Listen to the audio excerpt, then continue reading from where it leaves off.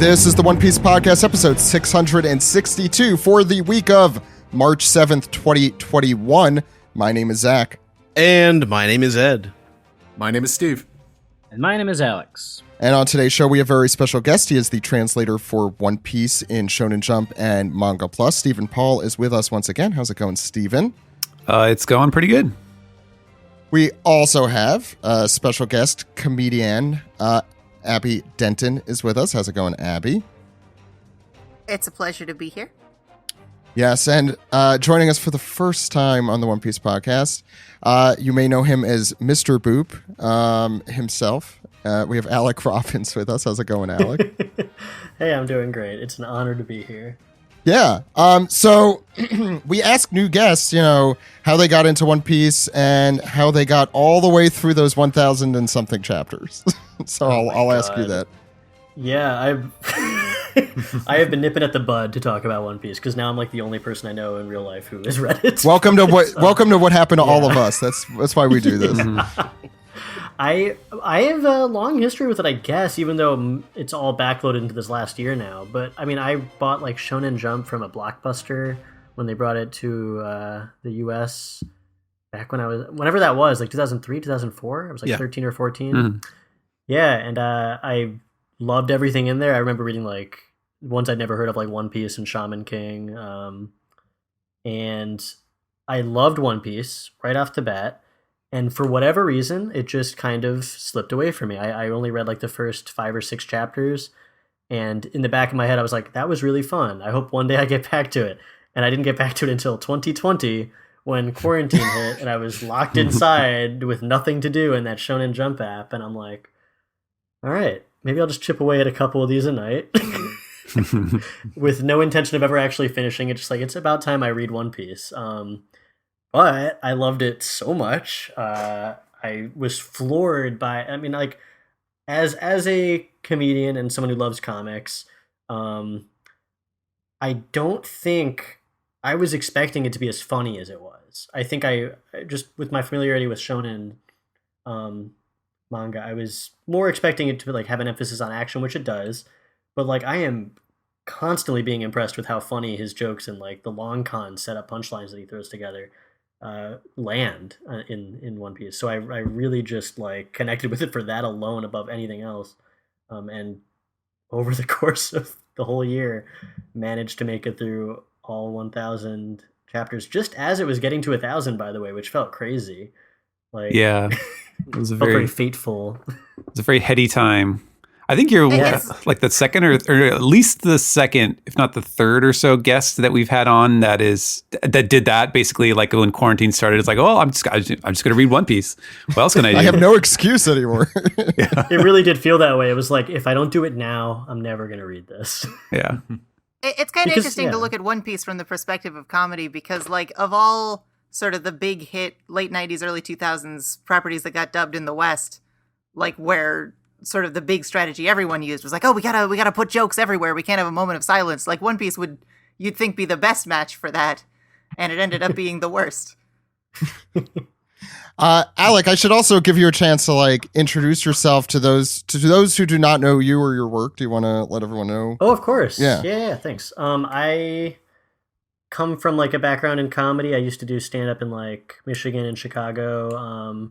And ended up working in like TV. I worked a lot of production jobs for Absolutely. So if you've seen like the Dress Up Gang or Comedy Bang Bang, and then this wasn't Absolutely, but I Think You Should Leave. A bunch of comedy shows that I've had a small non-creative hand in, just doing production work. That rocks. Oh yeah, I agree. I'm very excited to like be a part of so many really funny shows, and but most people probably know me from a comic strip I did at the beginning of quarantine called Mr. Boop. It lasted almost a whole year about me being married to Betty Boop. And it was a doozy, I think I would describe it as a doozy.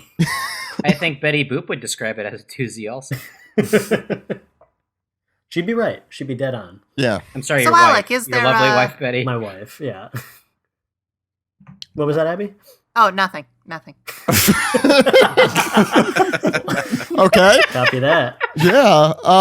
So I see you have done your most productive work during quarantine, that being Mr. Boop and One Piece. So I'm glad to have you on to talk Yeah, about my two crowning achievements. Strangely, Eiichiro Oda spent quarantine binging Mr. Boop. I wouldn't be surprised. I think it fits in his comedy style. I think he would like it, yeah. I think he would love Luffy's, it. Luffy's cousin, who we've never met before, Monkey D. Boop. Monkey D. Boopy. It's like you boop his, Monkey boop D. his Boopy. nose. And So tell me, Alec, is there a Mrs. Boop? Yes. I think you have to read the comic to find out the answer to that question. You gotta God, that's a good sell. do a deep dive into my horny. Oh, what was that? I've been waiting about 10 months to ask you that. And I feel I didn't get a good enough response, so let me try again. So Alec, tell me, is there a Mrs. Boop? Abby, you actually saw me very close to like the end of quarantine, right? Yeah, like the week before you launched. Yeah. That was the first time we met in the flesh space. Yeah, was that really the first time we met? Yeah, wow. Was that the Heartbreak High show? Yeah. I did like I have a video game called Heartbreak High where you break up with everybody in your high school, and I did like a live show where we played through it as a group, and Abby was there. I thought I'd better support, lesser people. Yes. And by lesser, I mean shorter. Thank you. We need more short representation out there. I think we have a good diversification of heights here. Not that you could see. I don't know anyone's height. Yeah, who's the shortest aside from me? I'm like 5'3", 5'4", depending on. Oh shit! You're shorter than me. That's crazy. Nobody's shorter than me. I'm so sorry. I didn't still- mean to make that a slight against you. I'm terribly sorry. He's for proud bringing of up it. at all. Oh, good. I am proud of Good. it. No, yeah, it's I love pride. it. No, you're still. There's the always smallest, room Chico. for you, physically, if you want to be my friend. Perfect. I hope on the cruise. I hope Thank Mrs. you. Boop doesn't always wear high heels. Occasionally flats. No, I want her as tall as possible. I think that comes across in the comic. I think so. Steve is a good foot taller than you, though, so you have that. I know. I met yeah. Steve once. Yeah, very tall. Yeah, I'm like Katakuri height. Yes, yeah. So when Steve meets me, he just picks me up, and I do. That's yeah. He actually does do that. My whittle Zach, my special little guy. Special You're all little my- guy. Can I Okay. ask Steve a question quickly? No. I'll try to make this quick. Okay, fine, Well, Abby, go. so the first time just we met, I don't know. said- Put like a gum or whatever stupid One Piece phrase. that yeah, makes yeah. sense. We'll make it a little One Piece. I know Abby's question. Steve, Well, the first time is there I a met Mrs. Boop? Well, the first time I met Steve, I said, "Hey, Steve, I bet you get that all the time from people quoting Homestar Runner at you." And he said, "No, what's Homestar Runner?" And now on this podcast, I've witnessed 3 other people have that same conversation with him, and he very patiently says, "No, what's Homestar Runner?"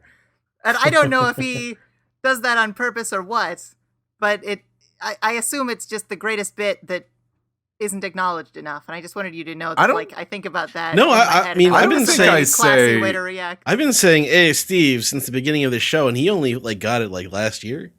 Yeah. I say, "Hey, Steve," but I refer to my other friend Steve.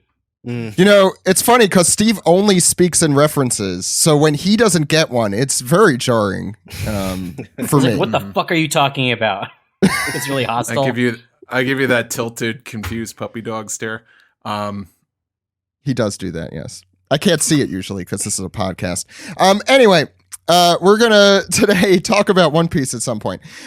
We have chapter 1006, The Honorable Hyogoro the Flower. We also have a really cool anime episode, which I believe is called Whitebeard versus Roger or something along those lines, or Dangerous Clash or something like that. It's a toy headline. And we also have Piece Together, and that's just about it. So you guys ready to talk about One Piece? Sure. Yes. So we're here. Okay. Of course. There we go. Okay.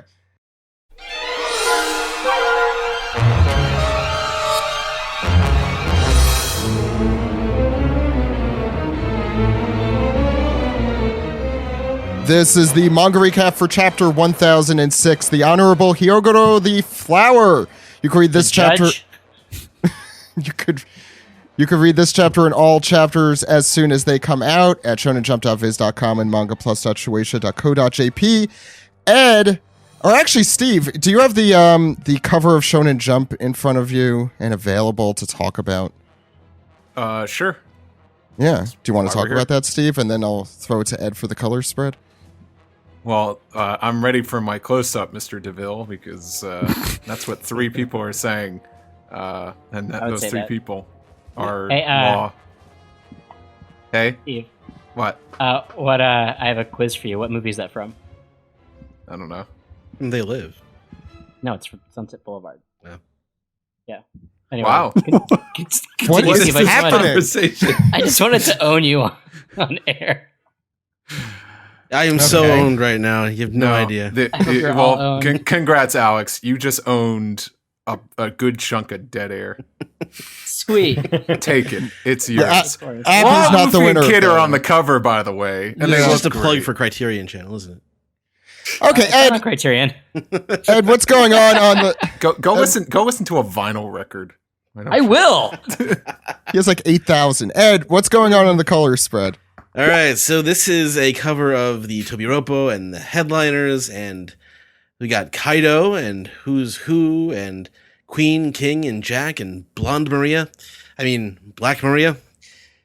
Drake, Sasaki, Ulti, page 1. And Ulti's cotton candy hair is just, it looks delicious.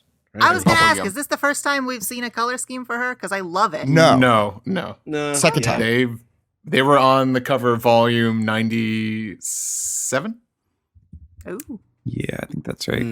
Yeah, I don't think I knew that she had such a high hairline. That those bangs are going way up there. That's because of her power, right? It's the cephalo Oh, I head. guess that's true. That is, yeah. She has the big forehead. She's That's a a weave. She's a Also, 5 Oda head. likes to draw women. Gigantic foreheads. True. Yeah, well, ever since Robin lost her bangs, we lament that every episode in this show.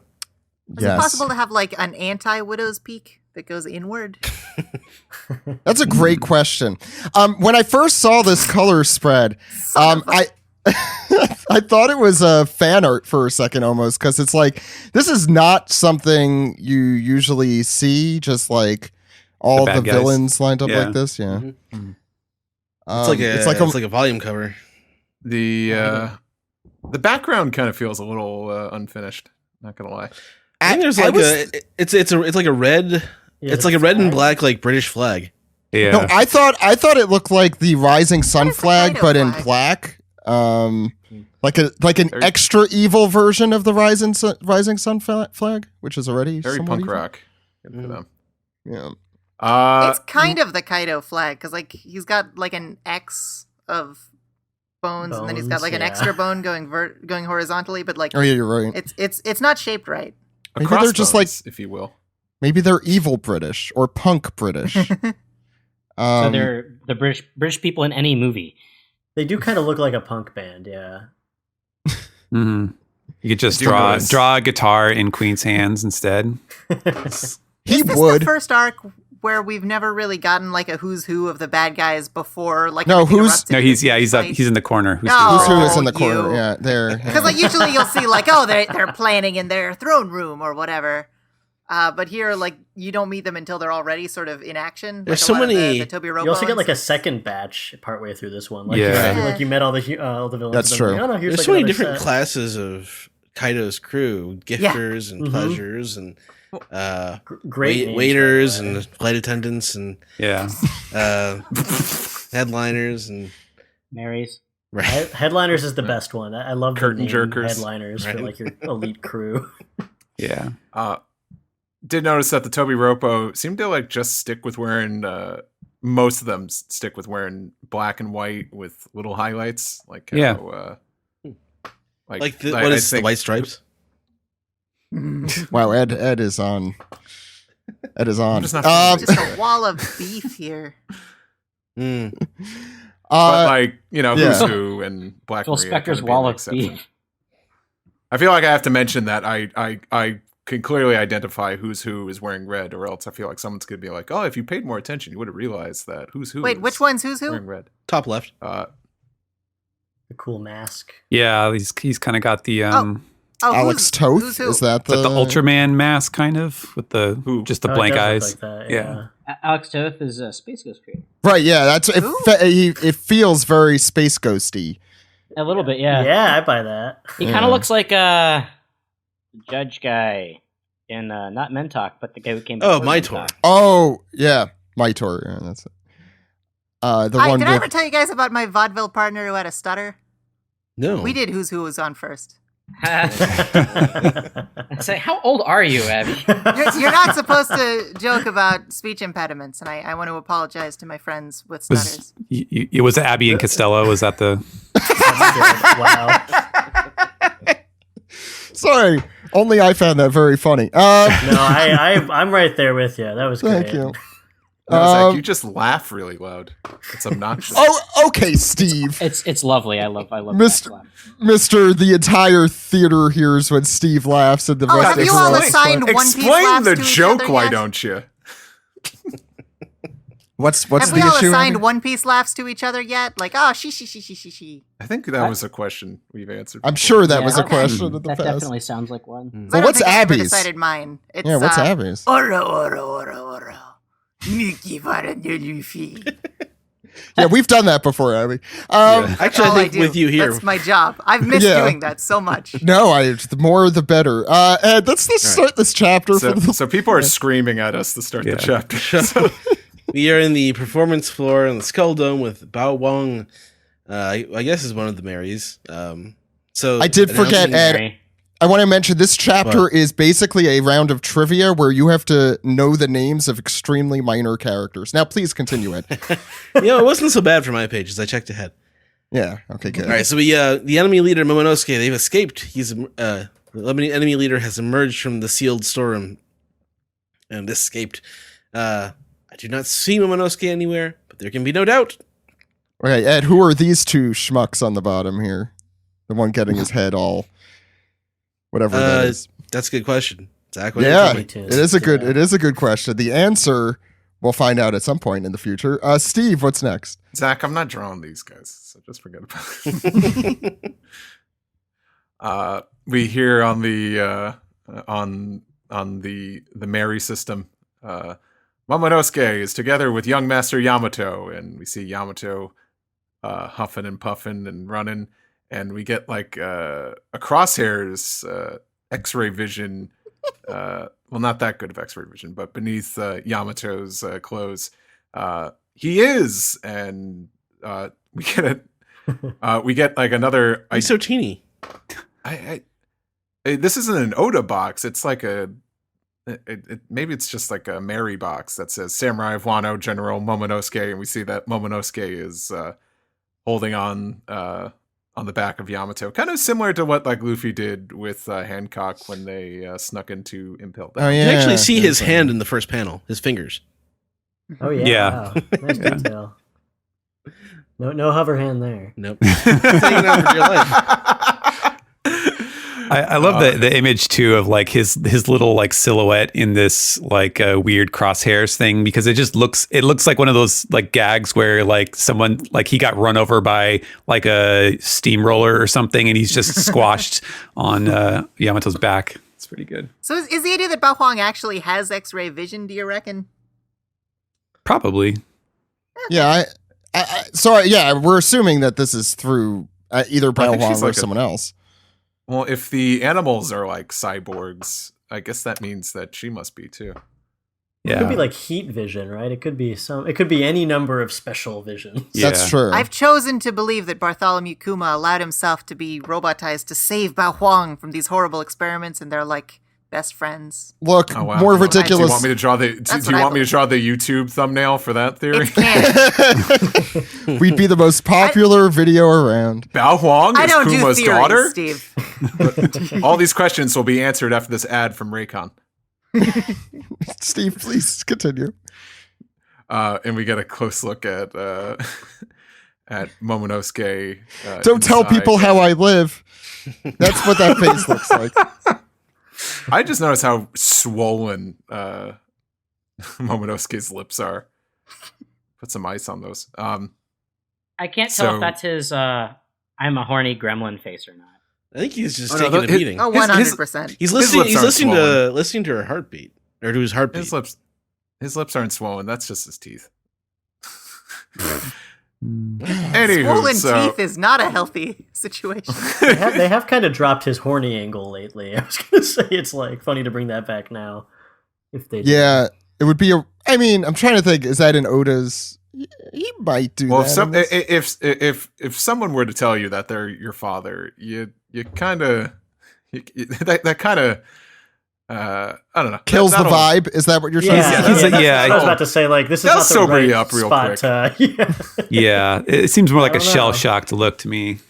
I guess maybe some people would like that more. Maybe that amps it up. It's like a Freudian thing. You know? Yeah.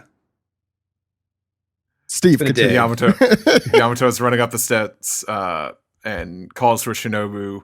And Shinobu's like, can we choose a less visible route? But then we go to the third floor of the castle, and we hear the cat Mary say, Yamato is with Akunouchi, and we see Sanji looking up. It says, another broadcast. They're going after Momo and Shinobu. And who's young Master Yamato? Right then, off screen, you see with Sanji's bagged lunch, I handed him a note that said, please, for the love of God, be good. Yeah.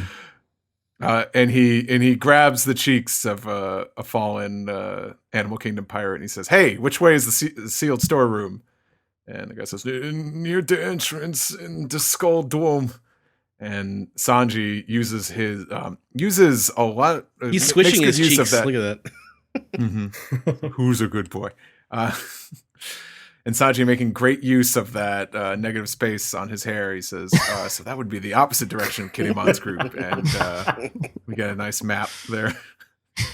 Hair map. I'm actually surprised. Is this the first time Oda's ever used his hair negative space for a map? This 1,006 chapters in. Yeah. It's a good thing he's blonde after all. That is the kind of innovation you make after 1,000 chapters. Yeah, it's like, maps. Now I'm going to put maps on Sanji. You got to keep things fresh for yourself, you know? That's true. So Sanji looks in both directions. He's like, which side needs me more right now? This way or that way? This way. And we don't know what this way is. Dashes off. Yeah. And then we cut to Angel Island, Onigashima, floating towards the peak of whatever this mountain is. Mount Fuji. Is it called Mount Fuji in Wano? It's called Mount Fuji. It is, yeah. My mistake. Luffy's got to collect Kaido's Chaos Emeralds. I can't wait for. I also can't wait for Luffy to meet the great pirate Long John Silver in this manga. So yeah, it seems my joke is that it's not the original name. Yeah, I was ignoring your joke. So it seems like Onigashima is somewhere above the flower capital or around there. So we move to the Onigashima entrance where we see the giant sword in the foreground, and there's an explosion. One may say a kaboom. And the moon is obscured, and here comes the worst character ever. And he says, what a shame that God, Absalom's back? Oh, no, he's dead. Sorry, second worst don't character. Like Absalom. I don't like Absalom either. No one likes Absalom. Yeah, well, that's okay. He's dead. I know for a fact. Insight into like which characters were popular or not because I read that's true. Isolation. Yeah. I like Absalom. I think anyone who's dead deserves someone to defend them. I know for a fact that more people like Caribou than like Absalom. Yes, because going the one person. What Abby just said, I'll defend Hitler. I guess that's the idea of like a body with like a monster face that just got sewn on. Like that's a cute. Look, I think neither Absalom nor Hitler deserve a defender, and I'm going to be the person who really... I think that if Absalom were a real person, I think that he would be a bad person. Zach, if you traveled... a fictional character, we can blur the lines. Travel back in time. That's not a good choice of phrases at all. Would you kill baby Absalom? Yes. And Hitler. Can I do both at the same time, or do I have to choose? It's Hitler or Absalom. You got to pick, and I know which one I'm choosing. Hitler. I'm gonna kill Hitler. Anyway, Absalom's just a story device anyway. He'll be fine. He'll be dead. So the worst living character, Perospero, says, "Oh, in my opinion, what a shame it is for you, Moonlight Warriors," noting the fact that their moon powers cannot be activated when the moon is obscured by fog. He talks like he's a Sailor Moon villain. He's just chewing it up in this scene. This is great. I like this guy, by the way. I'm the one who hates him. Yeah. It's other people don't for some reason, but I think he's awful. Well, I think it's easy to have sympathy for him when you've grown up in LA, where we have a man who dresses like that, and he's always getting caught in door frames. And when you meet people who dress like this guy with their cane, that he's not allowed to bring it into theaters and things because it Tom could be Hanks? a weapon. His giant lollipop. Yeah, Tom who Hanks has this giant lollipop stick, and he's always got his tongue hanging out, and it's filthy out here. So he's always absorbing germs. Johnny Depp? It's a difficult life, and I think this man deserves our sympathy. And he does Johnny dress a lot like Dangerously. That's Michael. Yes, Zach. In Los Angeles, all the stars just walk around. It's just that is true. Hey, they're just like us, man. They're just like us. No, hold Steve, on. John Hamm is walking by my window right now. Hello, John. Oh, Seth Green's knocking on my door. Steve, you're not going to trick me. No one walks in L.A. That's pretty New good. York. I'm walking here. That's me, yeah. Okay, so can we please? That's me. That's me. I'm walking over there. Born and bred, New This is the York. worst Not manga Sanji on the recap ever. podcast. I'm sorry. I'm just trying to say Perospero's really shitty speech here, where he says, "Oh, what a shame this is for you, Moonlight Warriors, that your potential victory should require the luck of the weather above." Heh, heh, heh. Anyway, we see Carrot in the foreground here, not looking all too good. And she, as she lays semi-conscious on the ground, she thinks about Pedro, who is our favorite dead person, saying to keep moving onward, although this is a memory, so he can't relay any new information. And Perospero grabs Carrot. A lot of grabbing by the cheeks here in this chapter. Sanji doing it before it now. Anyway, By the throat. Yeah. Yeah, well, yeah. His hand is like the size of her entire Yeah. head. It's just covering the whole face. Yeah. That's not even his real hand. That's his jelly hand. That's his jelly hand. This gross jelly hand. Oh, so gross. It's probably all sticky after too. Has the same texture of a licked Jolly Roger. Oh no, his hands aren't sticky. He licks them dry. A Jolly Roger. Jolly Rancher. Jolly Rancher. Jolly Rancher. The Jolly Roger are the in canon Jolly Ranchers and what. Ooh, a Jolly Roger. Okay, what the hell were we doing? Anyway, Perospero, not licking Carrot, though it looks like it, continues on his evil speech, saying, "Vengeance for Pedro.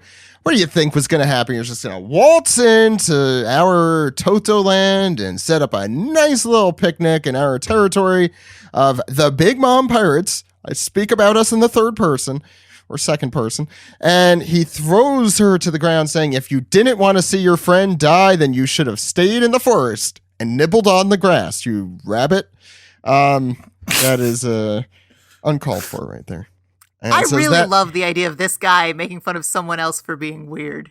Yes, the weirdest thing in all of One Piece, certainly. Well, that's actually a pretty broad statement there. So I want him to say can't that. Accept that. That's not true. Yeah, it's definitely not true.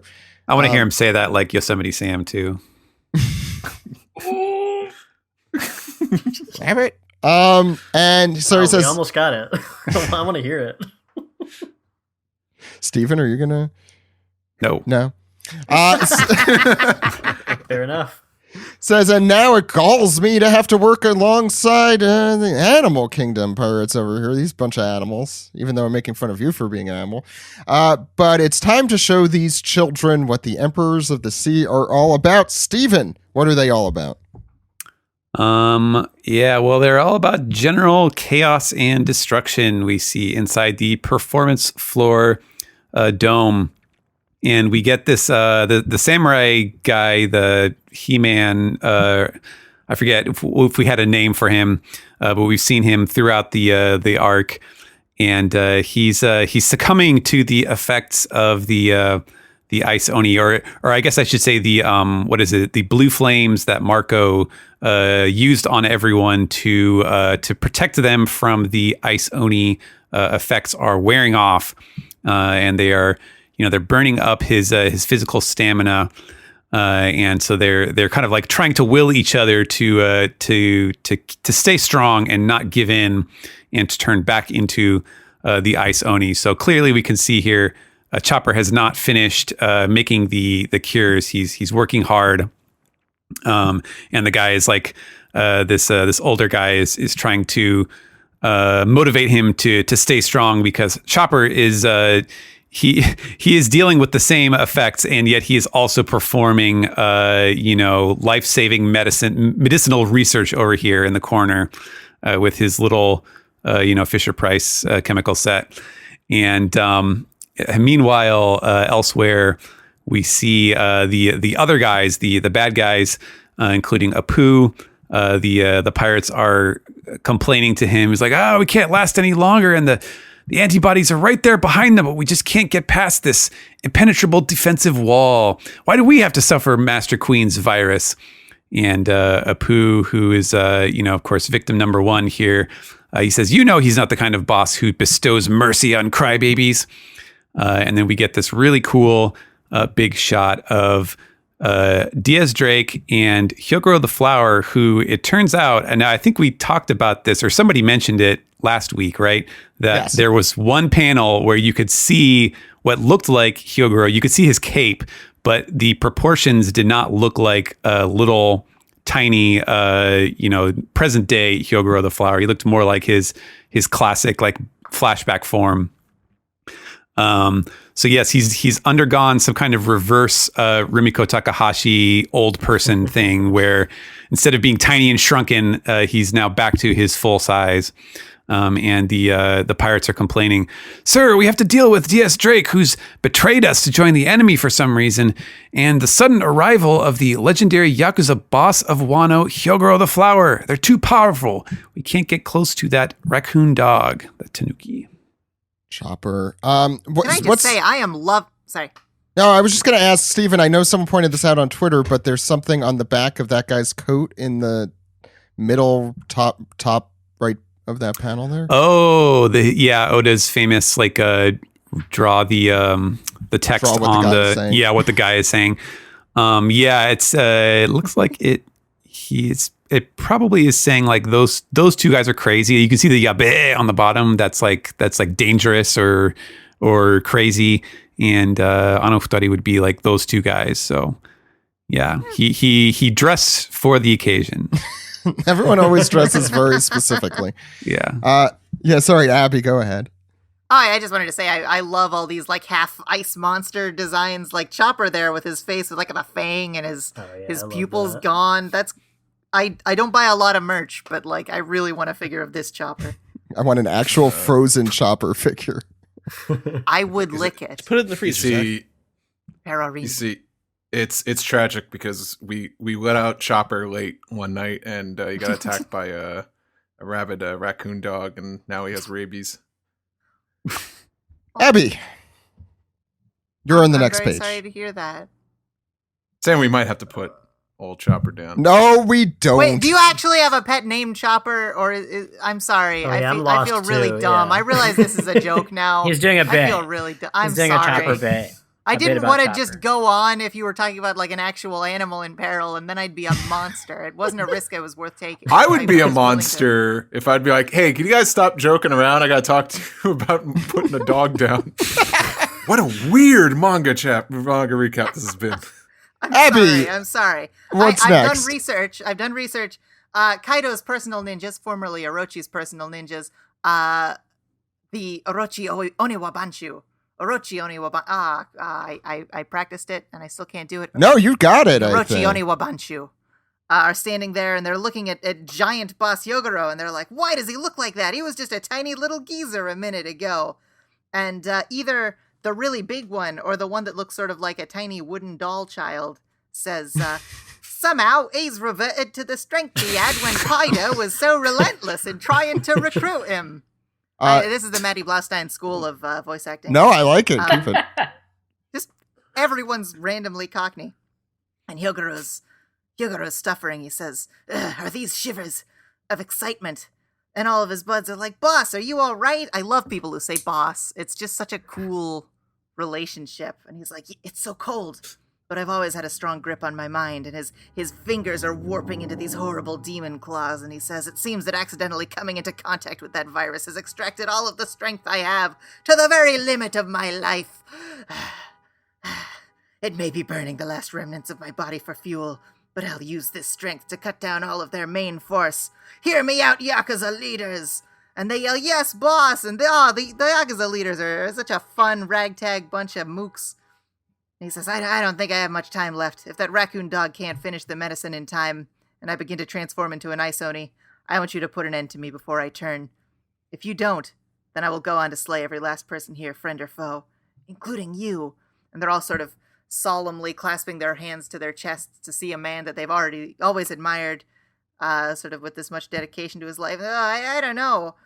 And one of them says, "But if he's right, if he turns into an ice oni, no one here will be able to stop him." And he's sort of, he's got that same sort of ice fang thing. I guess they're meant to look sort of like icicles. And his face is frozen into like the coolest monster mask. He's like, "You must do this for me." So this all... I'm saying this raises like a good question for discussion. If if worse came to worse, and in a fantasy situation, if you were bit by an ice oni, would you tell everybody?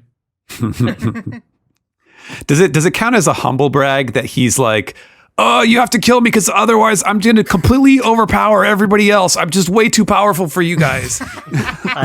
It is a humble brag, but he's also not wrong. He's allowed to say it. It's just factual. It's life and death, I think. He wants to save them. Humble brag. By saving them, he has to say he's the strongest person in the world, and Yeah. I feel like we've seen a similar dramatic moment in Shaun of the Dead when his mom gets bitten by an ice oni, and everyone's like, "She's too powerful for us. She'll kill us all." If I got bit by an ice oni, I would. Everybody's like, "Oh, come on, guys, let's go ahead," and I'd be like, "Yeah, one sec, guys. I'll catch up to you." And then I look both ways, and then I slowly cover up my wrist with my sleeve, and it has an ice bite in it. And then I pop up like, "Hey, what are you doing over there?" You're like, "Nothing. Nothing. I'm masturbating." Oh, by all means, continue. I'll wait till you're finished. Oh, man, I gotta go too. It's called a stranger when your hand turns into an ani dance.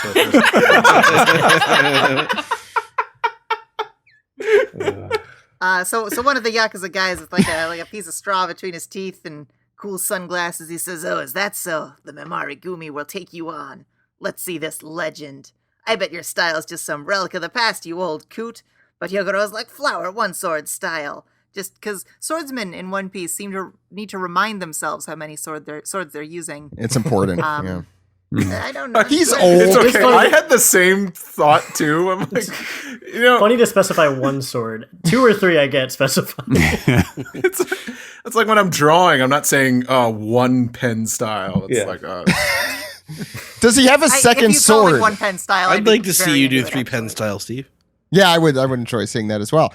But does he have? It wouldn't sync up with the Wacom. I'll tell you that much. Does he have more than one sword, I guess, is the question. Because it makes absolutely no sense if that's his only sword and he has to say one sword style. Although Zoro has no sword style when he just punches a guy. So who knows? It makes sense for Zoro, but it's just funny hearing other characters say it. He couldn't be that strong, because if one sword is strong, 2 swords would be twice as strong, right? That's just simple math. Yeah. Fine. Sorry. I don't need your respect. That's the kind of logic I don't need that your Shonen respect. is. Yeah. It's perfect. I thought that was Zoro's initial joke. I was just trying to get I didn't take Shonen math. That was an elective in high school. So Hyogoro's special move is great. It's Flaming Hair of Holy Rage. I love it. I should have looked up what the Japanese was for that. Oh, Steven, is there anything to enlighten us? Not really. He kind of made up his own thing. The hair part is true. And actually it would be more like raging hair. I think I used flaming hair just because it worked better with the other half of the of the thing. But the kanji was dohatsu, which for the first part, which is like angry hair, and that's basically like any hair that you have, like that's a regular word when it's like standing on end with like anger, like it's bristling, I guess. So that would be one way to put it. But yeah, the wiki translates it as infuriated light worship for some reason. Okay, wiki. Yeah, I just thought it was it really rolls off the tongue. Yeah, that sounds a little better, don't we all think? We all think. It also translates to Hana singular, one only, no more, no less, katana style. that's true. That's true. One right, so flaming this hair style. Abby, that yes. was Arukenimon in Digimon. That's how she fought. She's single hairs. That was a very good reference that everyone appreciated. If I knew off the top of my head who that was again, I'd applaud it. She was a spider lady, and she'd throw. Oh yeah, I know. She had magic hair. Yeah, it was not the best moment of the show. So this was the page. The reason I asked for this sequence of pages in the recap. Hyogoro's sort of falling down, and he says, "Ha ha! Let me tell you, Oden. There are times I think about what would have happened if I challenged Kaido with you, back at the peak of my strength, and he's cutting dudes down left and right. And he's like, but just look at what your followers have done. They've pulled off this raid in your name, and I too have gained a most fascinating apprentice." And we see Luffy there, just in case you forget what comic you're reading, just so you remember who That's Luffy a nice is. reminder. Who is that? Luffy Taro. Sorry, different character completely. That's true. Yes. Yeah. And He's got the top knot. I that's how you know. have... And he says, I have no doubt that dawn will come to Wano. And what's his name? Queen is like, hey, he's going to wipe out the entire floor. And he starts charging up a beam cannon out of his dinosaur mouth, which is the best part of the chapter. Yeah, I agree. That is. Forget about the Dinosaurs emotional with stuff. lasers. Yeah, dinosaurs Much with more lasers. reasonable than laser wolves. Alex, with the X, your turn. Queen readies a big beam. As they say, look out, here comes Master Queen's beam attack. Something that we all knew that he had all along. It was such a big deal when Frankie had a beam. Now just this guy has a beam. Like Now every mook's got fucking lasers. Yeah. He's a Brachiosaurus. Of course he has a beam coming out of his mouth, Ed. Like, that's... Why would anyone question this? He's got a lot of room. He's got a lot of room. They probably did, yeah. Yeah, I mean, just Queen, like in... Queen definitely that's shot accurate. up in my rankings because he's a Brachiosaur that can shoot a beam out of his mouth. Absolutely. Top 10. Yeah. So before he's a charging his laser, and before he can unleash it upon the crowd, he gets hit right in the big old neck with a Phoenix brand, and he goes "Gwa," and I guess swallows his beam, or at the very least, his tongue gets the full brunt of it. You know, like when you make a French bread pizza. And you take it out of the oven, and you let it sit for 5 minutes, thinking that it's been sitting long enough, and then you take a bite into it, and it burns the roof of your mouth. I like to think that's what happened. And then a phoenix blasts you in the neck. Yeah. Mm-hmm. Hate it when that happens. Yeah, and Queen's got a mouthful of blood, and he's pretty pissed because Marco made him eat his French bread pizza prematurely. And he says, "Hey, that hurt. What was that? A shockwave?" And Marco says, "You were supposed to be fighting me, remember?" Which is I something all the cool characters say at all times. And he goes, "Marco," and Marco's like, "Yep." You don't even get to think about this, samurai, until you finish me off. Marco's got this really vacant look, and he always does. And now it even looks more like Know-It-All-y because he's wearing glasses. The glasses is the glasses. Got to be the new glasses. And with a Bakum, Queen unleashes another laser attack. This time Marco it doesn't get dodges stuck in his mouth, though. It doesn't. No. Yeah. He barfs it all over the area. He says, "Die already!" Marco swiftly dodges it. As he's dodging, here comes King out of nowhere with his giant golden sword. We saw in the color spread that it had a cool gold hilt. And he slices off one of Marco's wings. But just kidding. Marco's a phoenix, you dummy. And Marco forms himself with some flaming feathers, perches himself on top of a balcony, whips a feather with his fingers. I guess, and starts to. I guess he throws it. I can't tell what's happening here. Well, Alec with a C. This is the most confusing action of the entire chapter. Right? Is this me now? Yeah. Why don't you decipher this for us? Yeah, this is Oda giving the animation staff a lot of agency here. Like, oh yeah, do whatever the fuck you think this is. Can we give him a purple aura? Yeah, sure. Make his skin really shiny. Yeah. They love that. Alec, yeah. Here we go. This is also, I will admit now, because of my mistake with what time of day we were recording this, I had not read the chapter yet. This has been my first time through. This is the first time I'm seeing this spread. Let's have some fun. Marco, he's generating some flames with his finger. It looks like he's swirling them around, or maybe they're just creating a spiral on their own. And he blasts this enormous burst of flame towards, that's King, and calls it Bluebird. That's the name of the attack. Have we seen that attack before? No, I don't think so. I think it's This is his brand new Bluebird debut. And he blasts King with it, who goes slamming into the ground. It looks like, or into the side of a building, maybe? Is that what it is? Yeah. I think it destroys the building in the process. It looks like it's all turned to rubble. And Marco's swinging down from the air. Looks like both of his fists are up, and he's slamming down right into King. Kneeing. On the side of that building. He's hitting him with a V-trigger knee. Oh, yeah, he's kneeing him. I didn't even realize. For some reason, it looked like his arms were just going to slam down, but no. That knee's front and center. And then there's no dialogue. I was going to do some voices, but this is it. This is the only voice I get to do. Here we go. Stupid cocky bird man. And that's Queen saying that. That's my choice of voice for Queen. Very good. That's good. I like it. He looks into the rubble, and a talon appears, and it's coming right for Queen, and Queen's like got one of those faces. Oh, I'm about to get hit by a talon. Oh shit, here we go. It's talon to the face time. Yeah, Alec, I didn't want to. I put you on the spot a lot, but I didn't want to put you on the spot too much with voices, obviously. No, I actually love them. I would have done them. Okay. Hey, why don't you read out the line, I'm going to be king of the pirates in a Luffy voice? Yeah, go for it. Just to make up for missing out on it. Yeah, do that. Sure, here we go. Yeah. I'm going to be king of the pirates. Oh, that was perfect. It's like it's right here. How about I'm going to become strong enough that my name reaches up to the heavens. I'm going to become strong enough that my name reaches up to the heavens. Is that right? That was perfect. That was perfect. I have not watched the anime. Well, I watched the beginning of it, and then it was so we should much filler. Who do you think has the coolest voice in the series? Probably. If I had to guess. If you had a guess. Oh man. I bet Whitebeard's got a cool voice, right? I bet they did something stern and serious for him. I bet they didn't make him very goofy. Voices. Oh yeah, because one of them passed away, right? Is that? Oh. Yeah.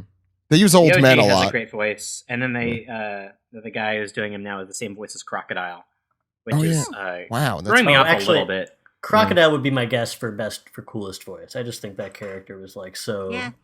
Yeah, resolved and serious. Yeah, you'd be right. Anyone who gave birth to Luffy has to be pretty cool.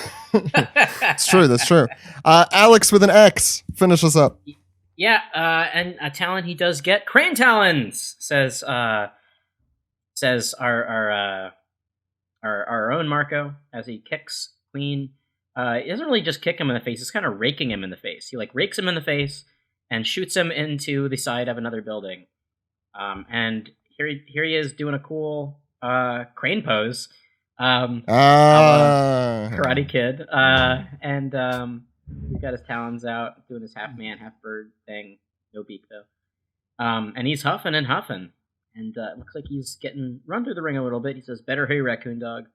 Holding off two guys worth over $1 billion at once is pretty rough." He looks so nonchalant, though. Yeah, he doesn't look like he's struggling. No, he looks fine. He'll be fine. Meanwhile, Choppy, Miyagi, and Tristan are hard at work making the antibodies, but looks like they're having some sort of trouble. It looks like Queen and King are getting serious. All right, that's it. says Queen as he chunks his head into place. Oh, is that what he's doing? That's what he's doing. Did not realize that. And here comes Prospero, the lout. Our favorite character, the hottest character in the series. I mean, without a doubt. Hottest character. On the cover of Sports Illustrated swimsuit issue. There he is. That Prospero alone is the worst image that has ever entered my brain. I'm glad that was kind of my plot. Do not draw that, Steve. Do not. I don't want to see that. Steve, I will pay you to draw it. Can I pitch the magazine title Tongue Wag? Oh God! It's usually for dogs. Is that too cocky? But for this issue, we'll make an exception. Here he comes. Here's Prospero. He says, "Why? Who should I spot over there? But Marco. He looks rather exhausted to me." Perodine. Oh boy! If Marco gets taken out by Prospero, I fucking quit. Meanwhile, on the floor of the dome, we see a Gra, and it's Boss Yogoro. He's starting to lose it. He's starting to become a zombone. He's so cool. Yeah, and everybody's turning back into Ice Oni. Now they're in danger from both the virus and Oni, which sounds like 2020. Yeah, that's a little too on the nose there, Alex. Yeah. And I guess since Marco's busy elsewhere, the flames aren't really they're kind of dying at this point. Hyogoro plops himself on the ground. He says, "Do it! I want it to end this way. I feel as though heaven has rewarded me with this final role to play." And God, I cannot remember any Squash Face. What was his actual name? This one was Yatape. Snake Eyes Yatape. Snake Eyes Yatape. What a great name. Yeah, he's got Harold from Hey Arnold's head. He does. So he's getting ready to strike down his boss. He says, "Any longer, and I will only put your lives in danger." And then he thinks the rest. "I leave the rest in your hands. Here ends the life of Hyogoro the Flower, with no regrets." And the final panel.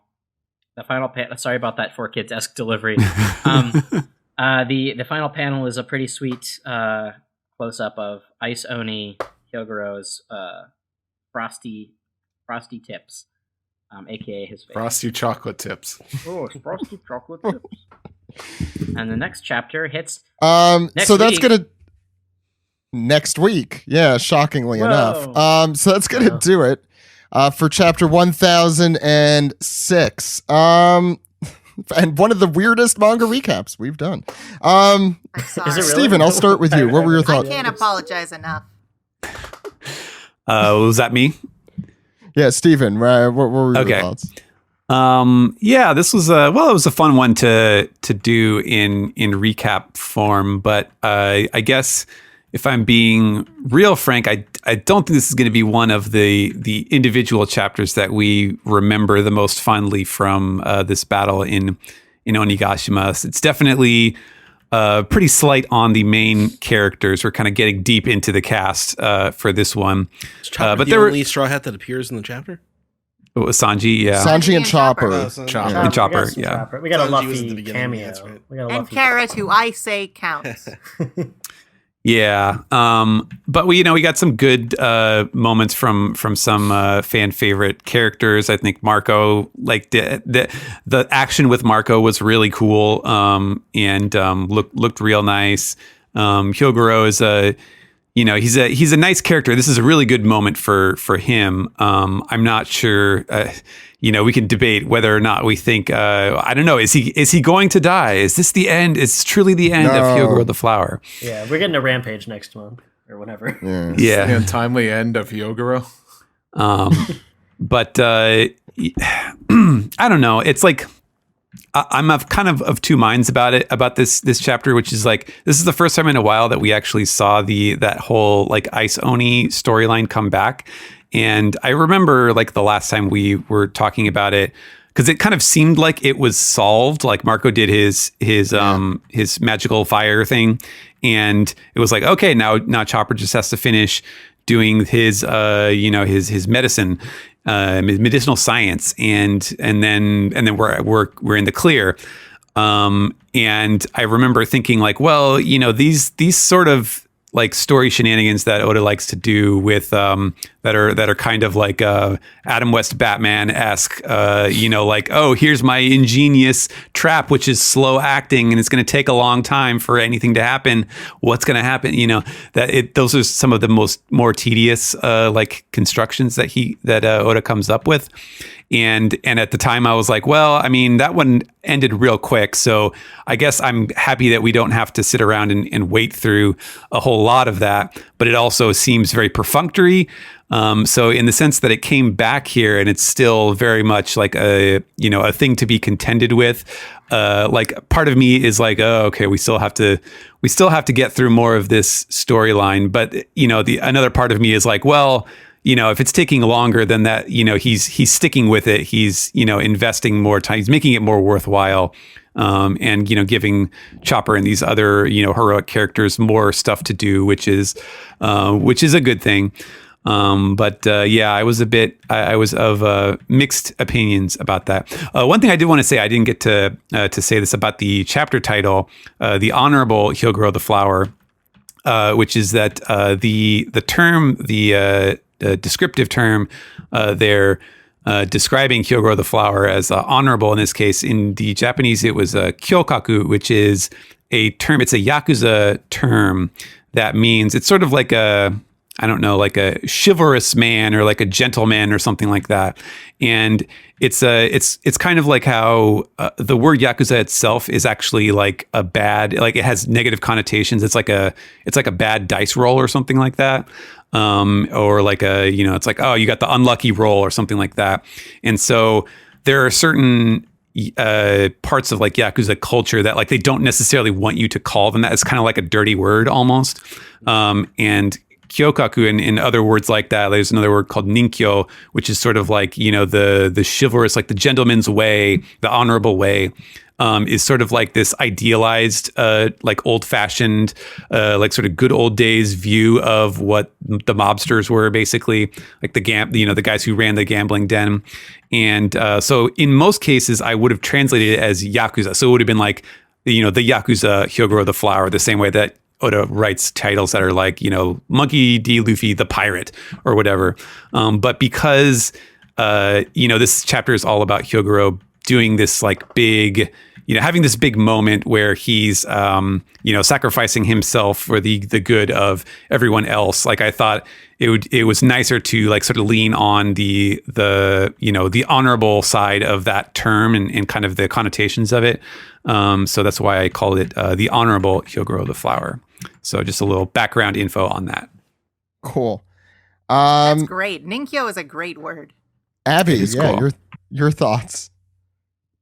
I mean, of course, I loved it because Hyogoro is great, and any like old grizzled person is fun to read, and also, as you may have gathered, a very fun voice to speak in. And just like the monster face at the end is good, and I actually think I like this more than like most of the. Like, I really am not a fan of the like very dispersed battle stuff because I'm terrible at following it. And this is sort of its own sort of self-contained, like it goes from the beginning of Hyogoro to the end of it. And I have a lot less trouble following it. So this is the kind of chapter I really, really crave.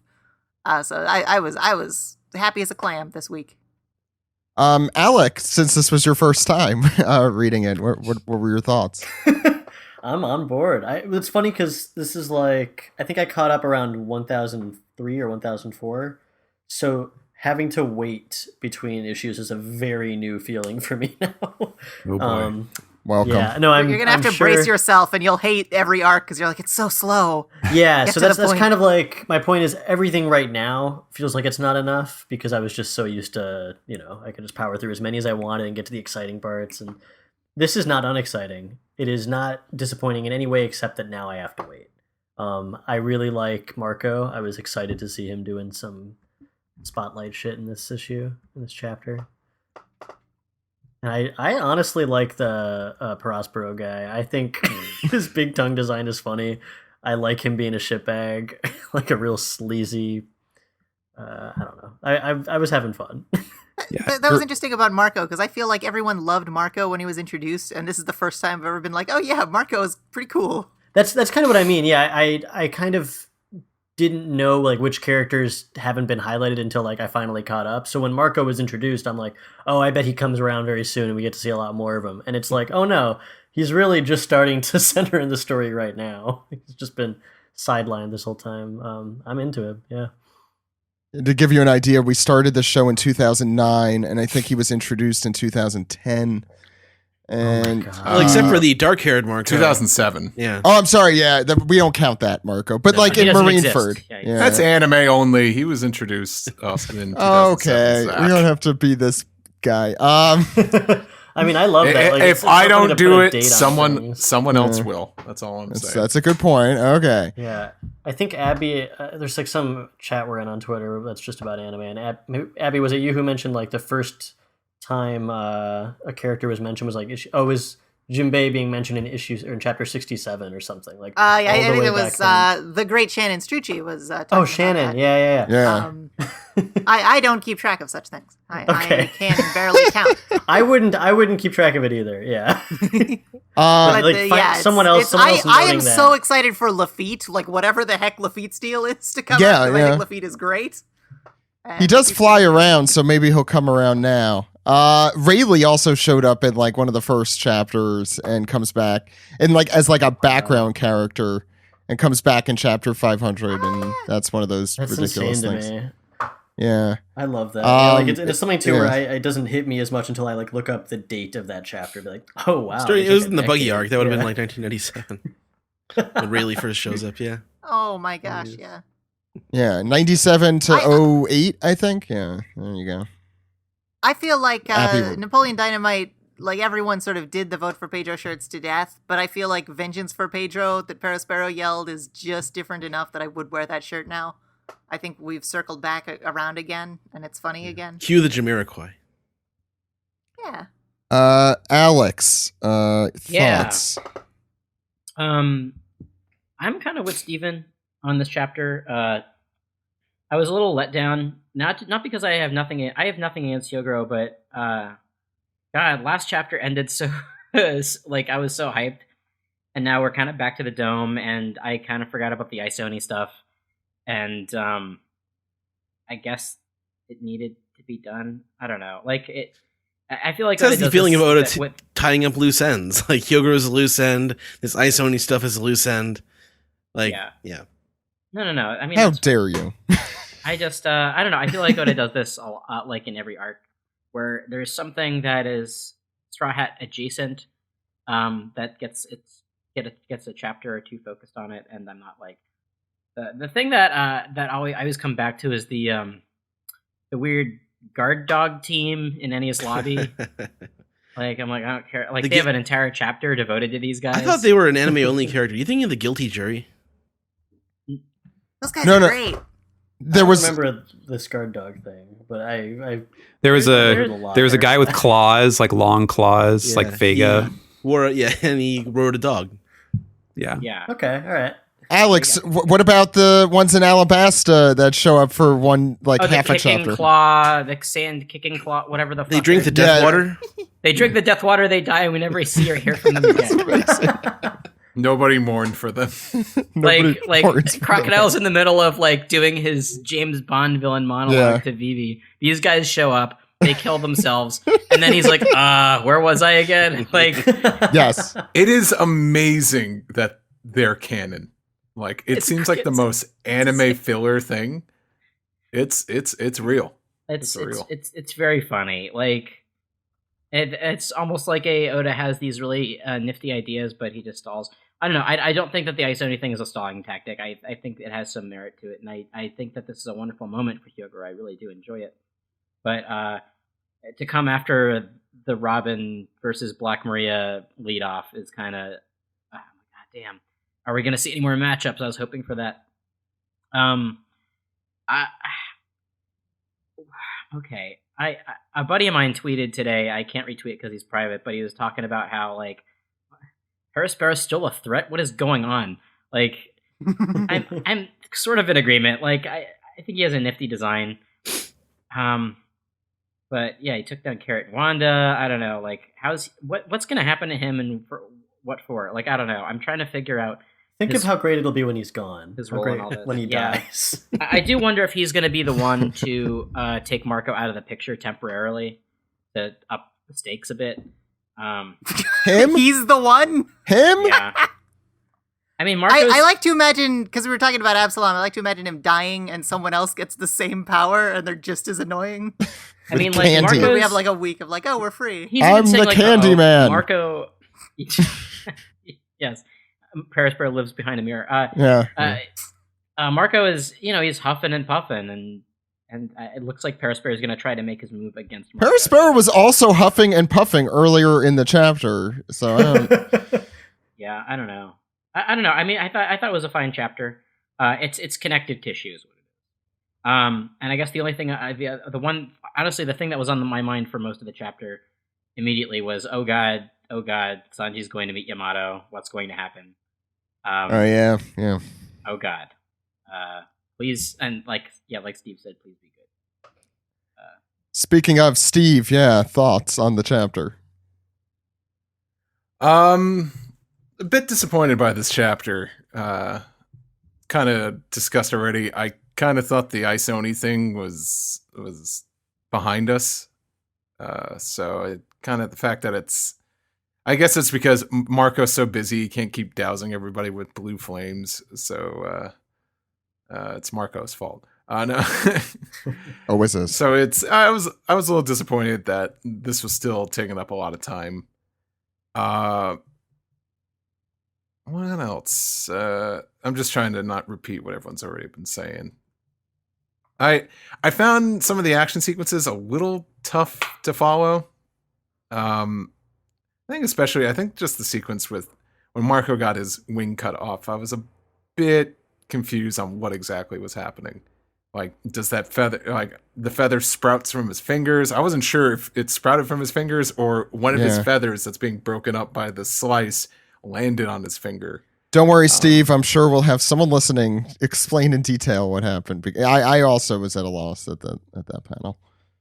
Then again, I also read it in like a stupor this morning. Yeah. So a lot was happening. I was like, wow, this chapter is like is moving pretty quick. I think he was like forming the technique, and I think that's how he did it off of his finger. Like I don't quite get it. Yeah.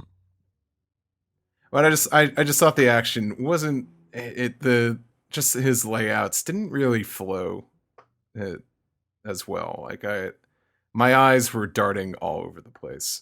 I don't really have too many like outstanding positive things to say. Not like this was a terrible chapter, but it's not.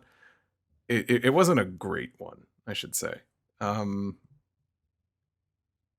Okay. Other than that, I don't know. How you doing, Steve? Marco, Everything good with you? You know. It's fine. Just wasn't that great of a chapter. Okay, that's fine. I hate it. I hate this. I quit. Okay. Quit. Okay. Anything else, Steve, or you're good? Got that out of your system. Marco's good. He's pretty Marco's good. Marco tries his best. Good. Marco's good. He has nice glasses. He's the best member of the I was gonna say I love someone who wears like kind of small glasses. Agreed. I like when he's like, you can't finish your you don't get your samurai until you finish your pineapple. That was a good line. It was a great line. He's like the good version of Perisparrow. They serve the same purpose in the story. That's true. They do. What if the Phoenix was known for licking things and then they turn into ashes?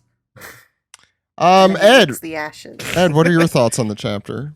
This chapter is one that, when you're binge reading through One Piece, this is the one where you'll decide that, okay, I'm gonna go to sleep now after this one.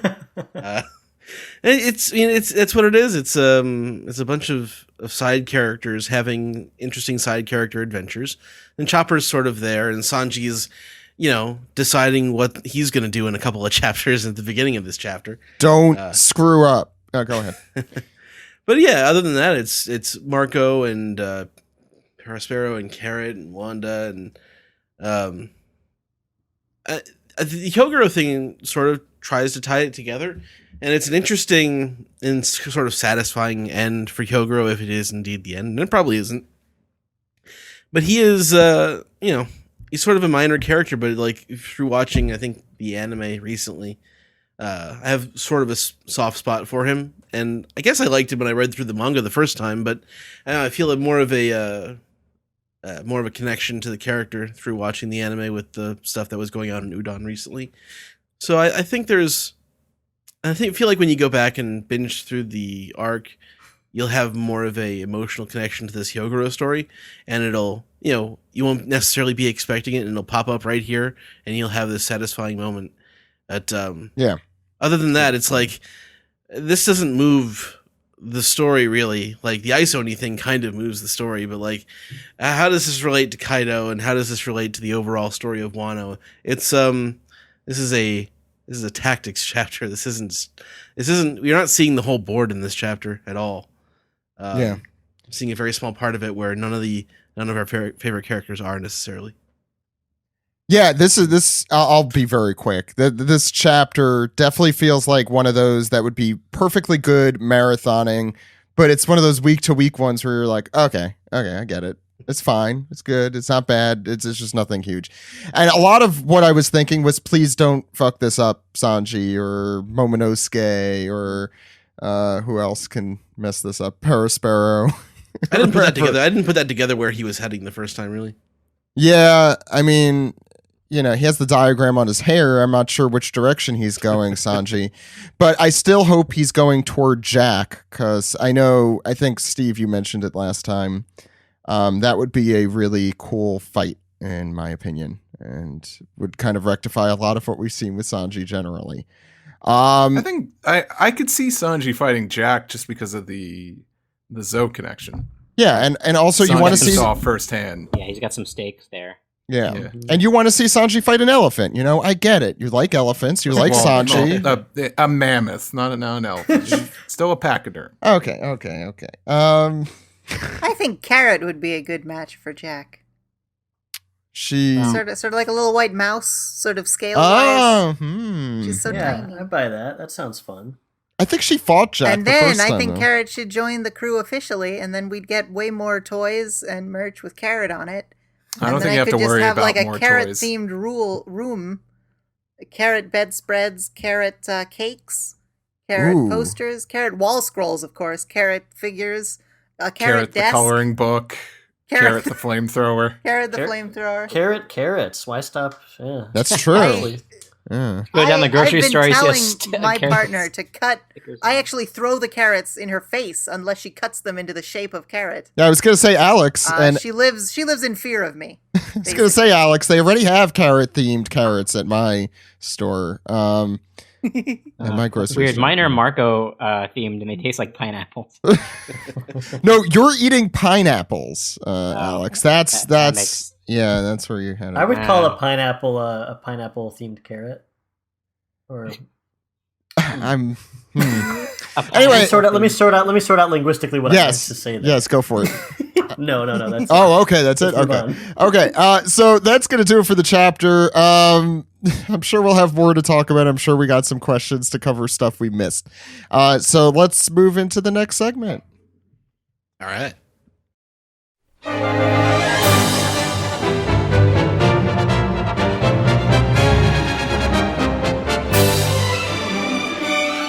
This is the anime recap for episode 965, Crossing Swords, Roger and Whitebeard.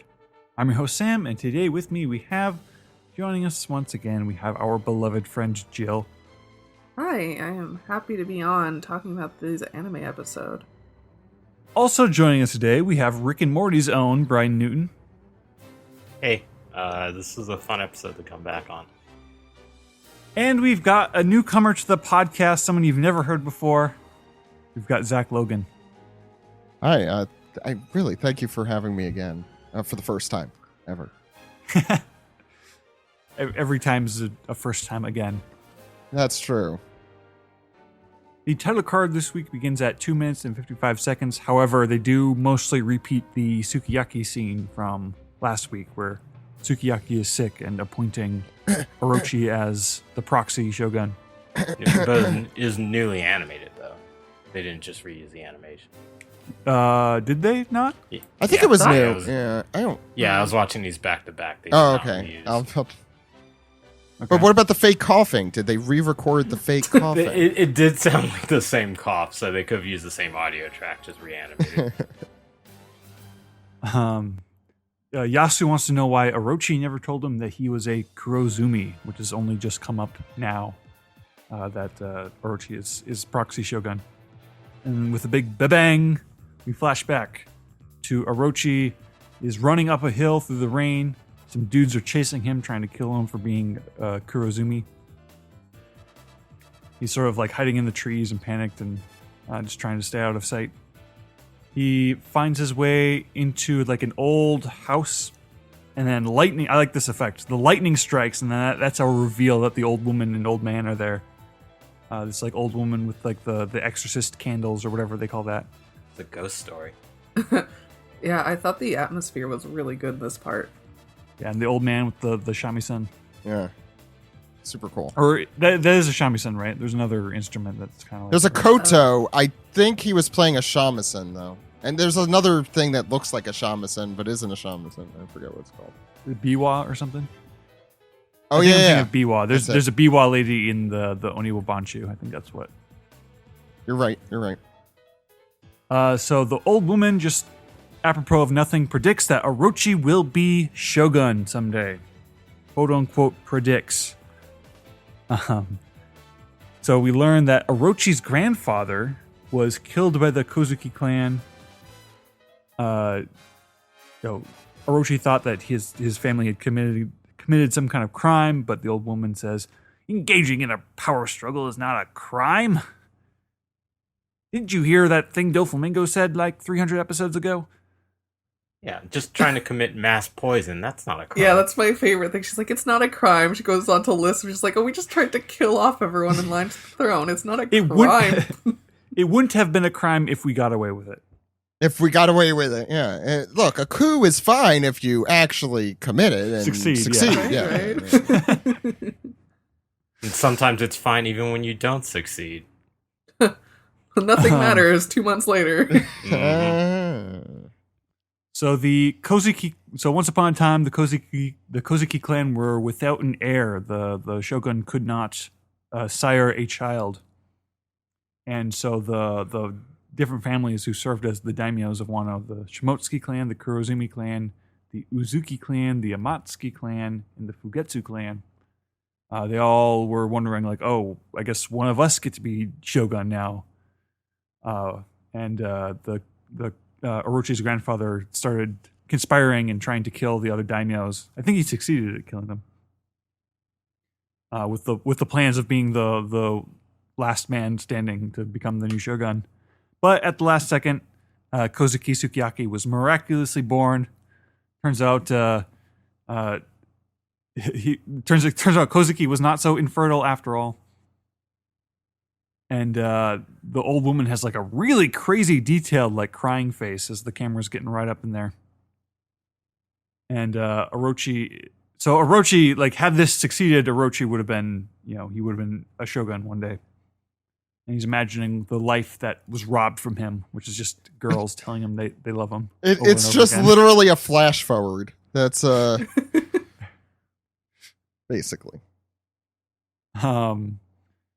So the old woman's like, well, FYI, I was out of the country during all this, so like I don't know all the specifics. Oh, that I don't doubt. I was with my Canadian boyfriend at the time. I think you know what, who guys? he is. I'm starting to think this old woman might be Toki.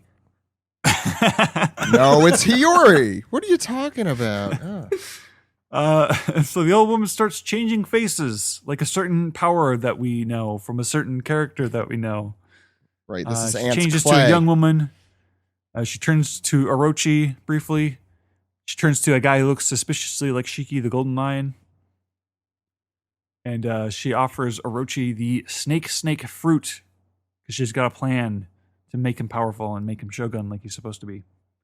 And their plan is collect a bunch of money and weapons and get the backing of somebody powerful. Which is very vague for something that went exactly like that. Yeah, and yet apparently super easy. Yeah. Everyone's so gullible. I'll just take this. However, they did not consider that the powerful person that they might team up with might decapitate him someday. Oh yeah, definitely. Spoilers for anime only people, I guess. Orochi eats the fruit, and so this is, I don't think the manga showed this, Orochi actually eating the fruit, and then between like lightning strikes, you see his shadow like become more and more snake. Yeah, you don't see him take a bite, and you also don't see the transformation. And so he's got the snake fruit, Yamada no Orochi. And so he worms his way into Yasu's care, as we saw earlier in the flashback. So Yasu takes him in. He's like, "Oh yeah, I feel sorry for you. I'll take you in." And then they cut ahead to, "Sir, Orochi's gone, and also I think it's just a coincidence, but all the money's gone too. All the money in the safe." Orochi's so lucky. I'm sure those things are not. How does that keep happening? Yeah, he's so lucky that Yasu is like a good dude and didn't have like the entirety of the militia after him. Well, it's actually consistent, because when Odin was accused of stealing money, Yasui is the same way. He's like, just forget about it. Yeah. Well, Yasu at least like he knew Odin enough to be like, Odin would steal out in the open. Like he wouldn't do it behind our backs. But Orochi like goes missing, the money goes missing, and like Yasu's hearing this and he's just like stroking his chin like, yeah, it is strange. But I think it's more of a matter of like he doesn't care so much about like just that, because obviously Orochi is like a desperate little conniving little piece of shit. So he's not like, I'm gonna go and chop off this little loser's head for that. Yeah, should have. Would have saved everyone a lot of trouble. Yeah, unfortunately. So, like, Orochi's just going back and forth, thrifting Yasu and Odin and borrowing money and not really giving it back.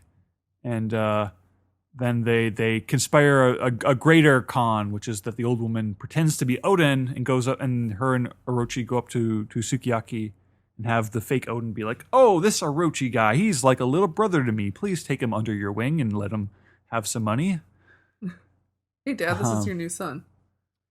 Yeah, and then that escalates to, I assume, somewhere the real Sukiyaki gets murdered, and the old woman starts pretending to be Sukiyaki, thus appointing Orochi as the proxy shogun.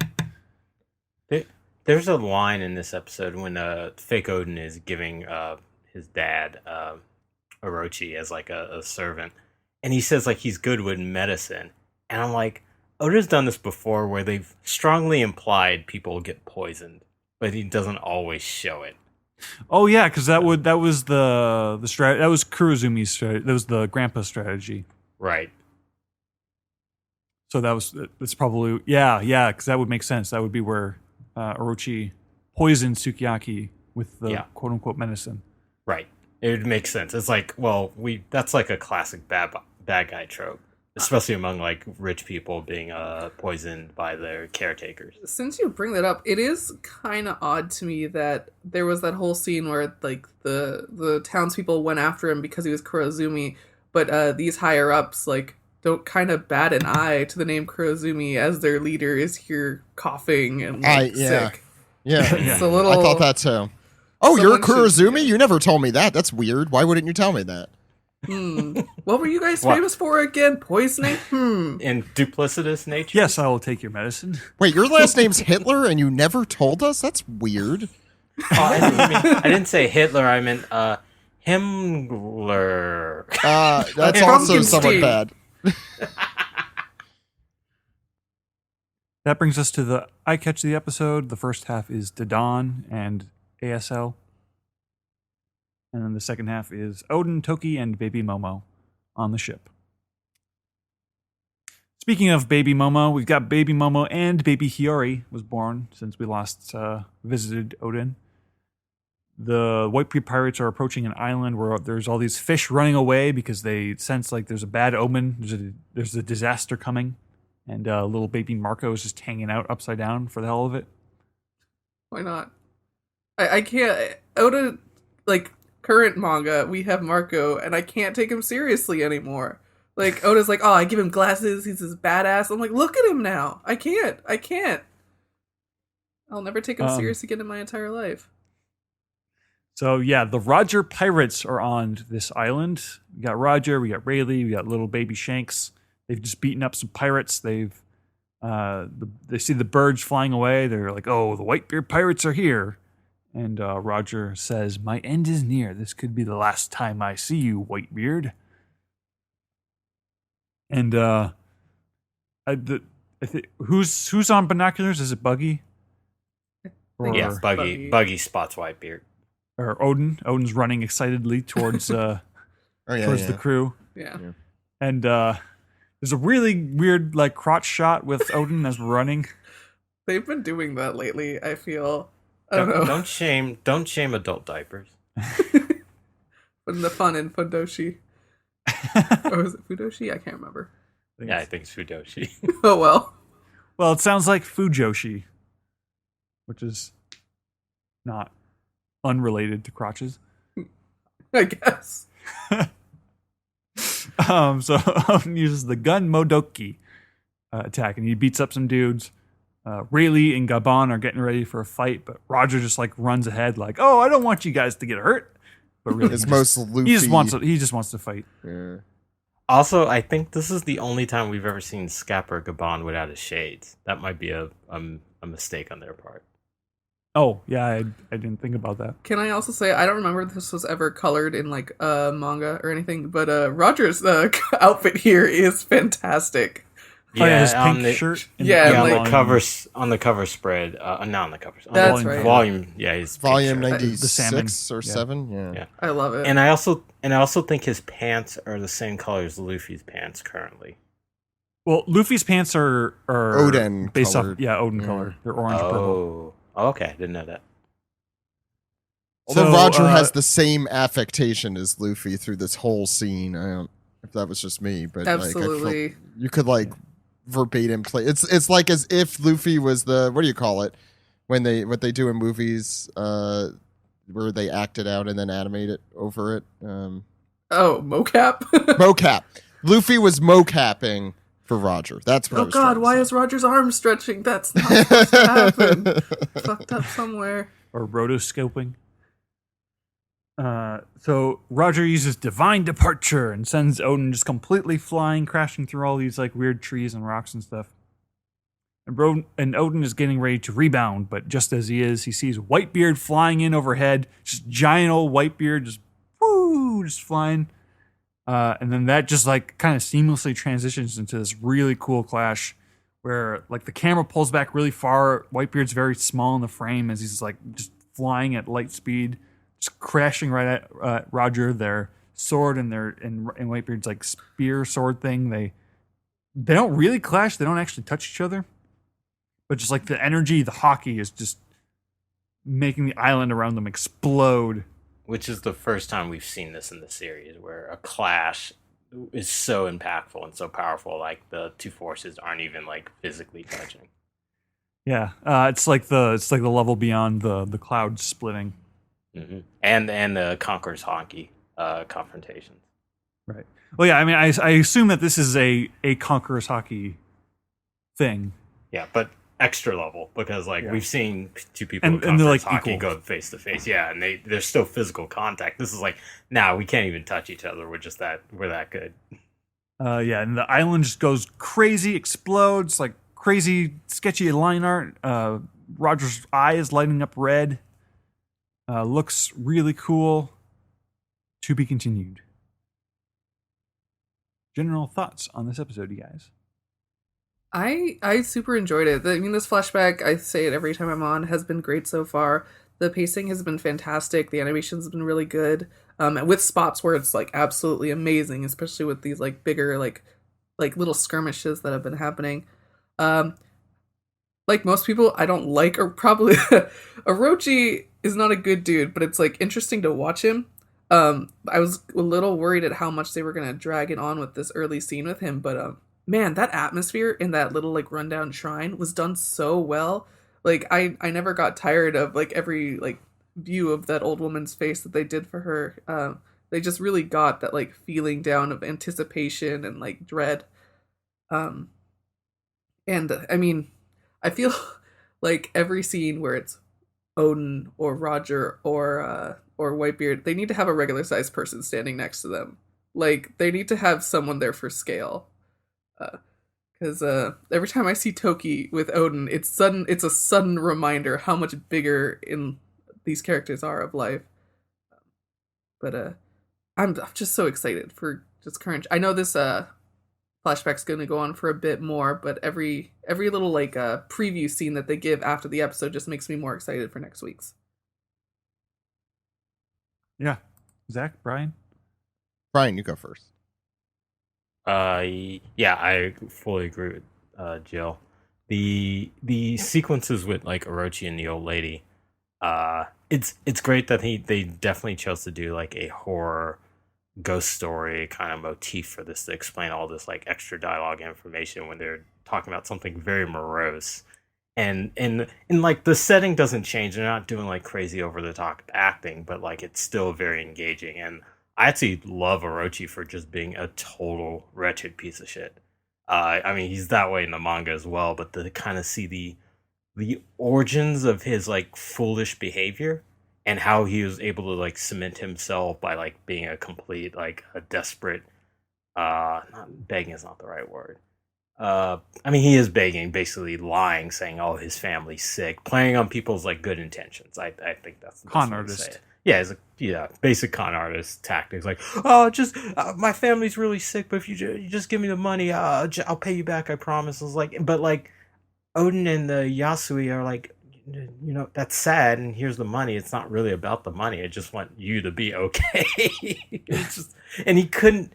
And that's what's so tragic about his character and the way he manipulates these people is the fact that like if he had came out like what Zach was saying, if he just came out and said like, "Oh, my Kumazumi had been persecuted," I doubt Yasui and Odin really hold that against them, especially not Odin, because like his whole crew is filled with like vagabonds and outlaws. Oh yeah, and they'd despots. be fine with it. I don't think it'd be an issue at all.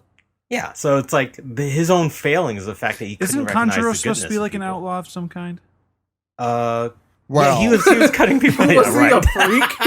Yeah, he was a total freak. Yeah, cutting people's hair. Yeah, That's what you're referring to. There was something they were saying, like he was persecuted about something. They weren't very specific about it in Odin's journal, but no, I'm pretty sure he was cutting people's hair off, living and dead, to make paintbrushes. Right? He did. Yeah. That's what he was doing. I'm sure. Okay, that's the only thing he's just doing. misunderstood. Yes. Yeah. I mean, my point being that he's not that different from Orochi, right? I mean, he.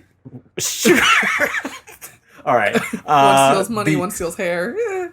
Mm-hmm. Yeah, but like, and of course, the clash between Roger and Whitebeard was very epic, and just from that one preview we can see for next week, I think the animation's going to continue. Yeah, the next episode preview looks pretty wild.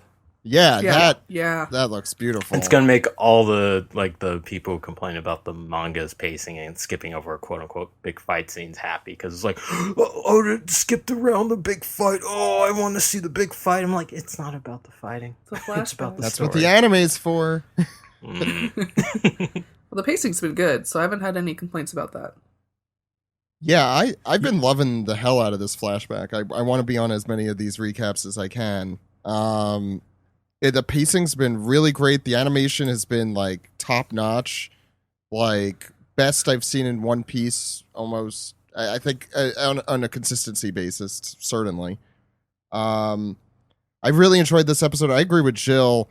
I was watching this episode with the toy title in mind. Oh, it's going to be Whitebeard versus Roger. Let's get straight into that.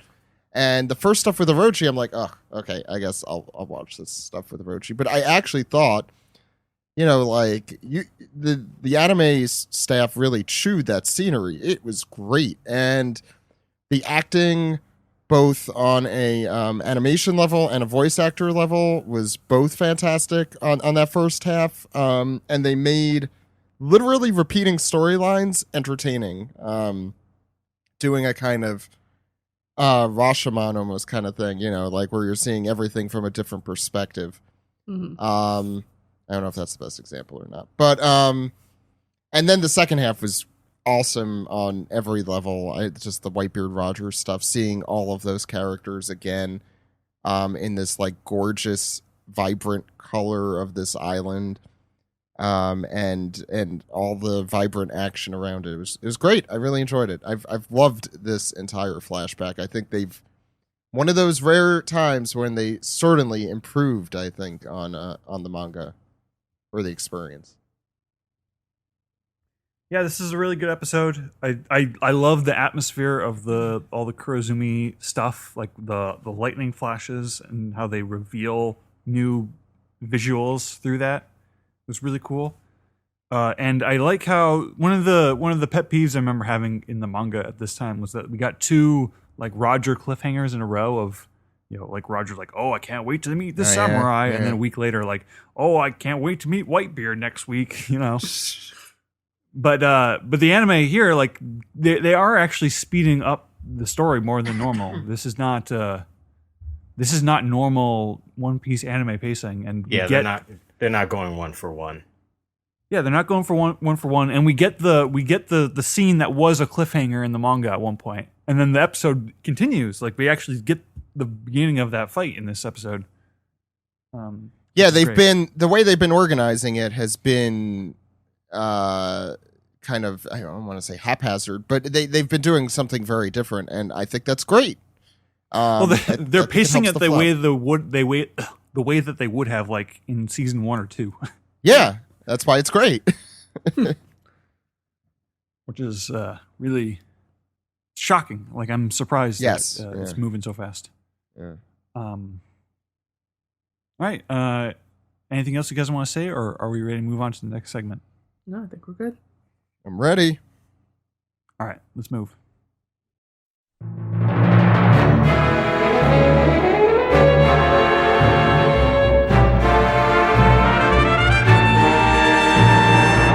This is the Piece Together segment where we take your questions, comments, and theories, and please, for the love of God, be good. Okay, let's start with Ed. What do we call it? Dispiece.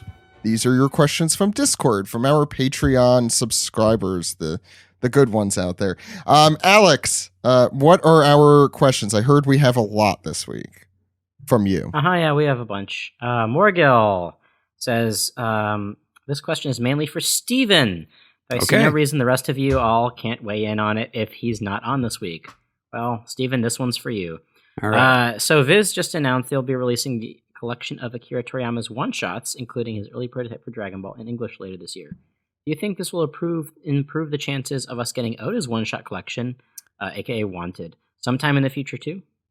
That's a good question. I mean, it's a data point, right? Like, it's an old, like, not at all timely piece of work from a popular author. So I'm sure if that one does surprisingly well, that points in the favor of getting Oda's one-shot collection. But I don't know.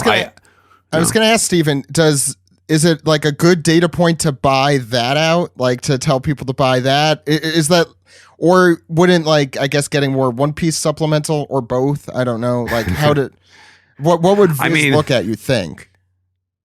I mean, they would definitely look at One Piece stuff first. I think that's the most pertinent point. But, as far as it being something that isn't like the latest, hottest thing, if they are doing better with older and less like sort of conventional products, I'm sure that that would increase the chances that they could branch out and do other older works and collections, things like that.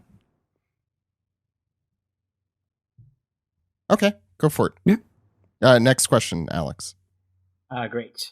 Tommy, aka I'm a common writer, says, Zach, you don't have to read this post out loud if you don't want I won't. Publicly announced on the podcast. Well, luckily, Zach's not the one reading this one out loud. Oh, no. Congratulations, Zach, OPP, in honor of the new Daddy.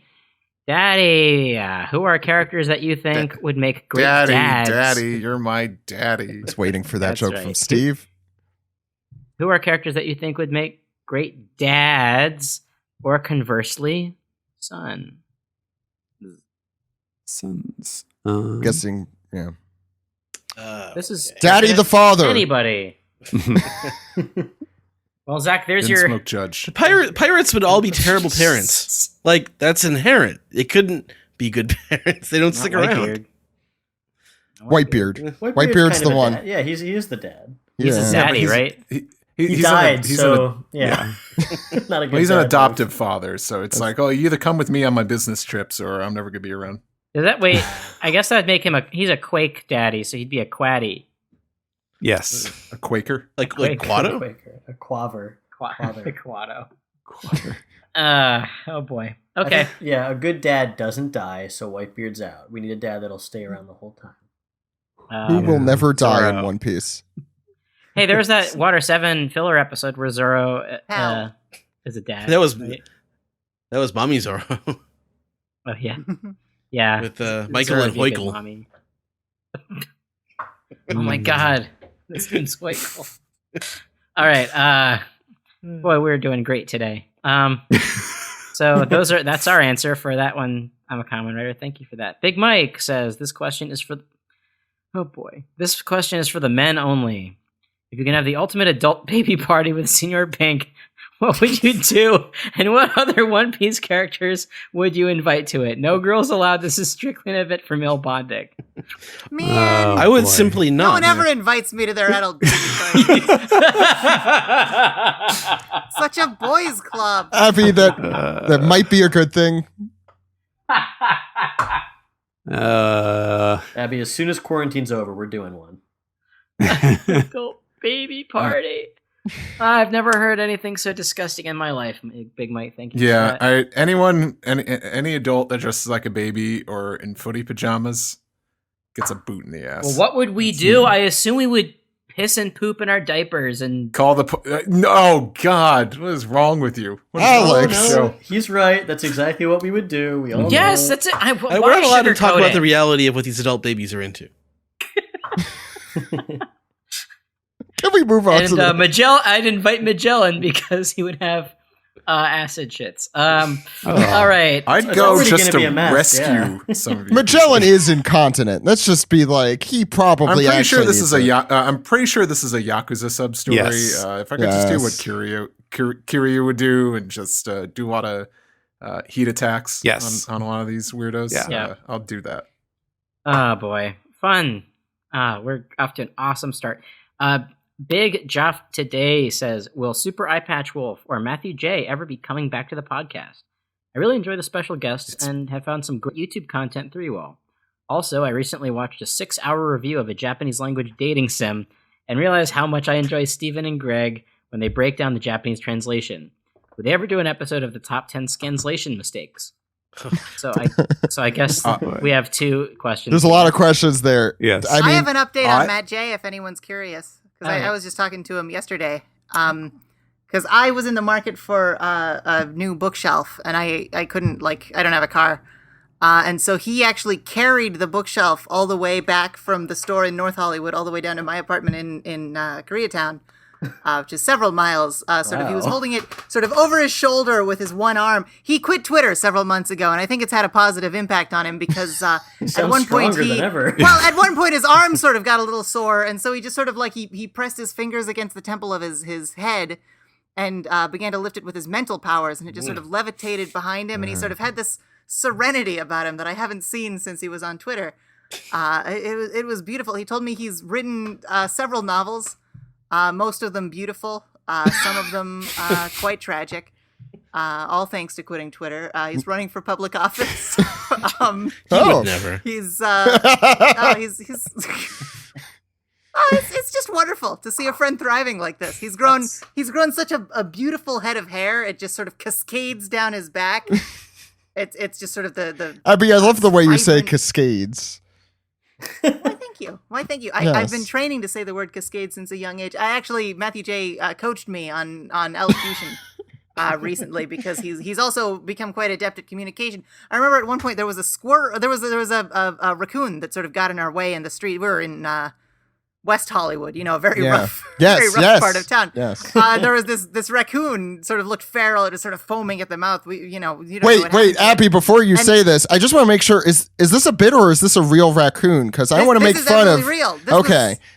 I don't want to make fun of a real raccoon if it's gone through some shit. Yeah, It's just- I hate raccoons too. Don't Yeah, worry. They're good, raccoons. okay. Don't listen to this No good. podcast. I would No love good. to make fun of a raccoon regardless of what it went through. Alex, Matthew I sort of have- looked at it for a I have the second with this data. serene look. Alex, I have the data, and raccoons 100% don't listen to this podcast. Anyway, continue, Abby. Yes.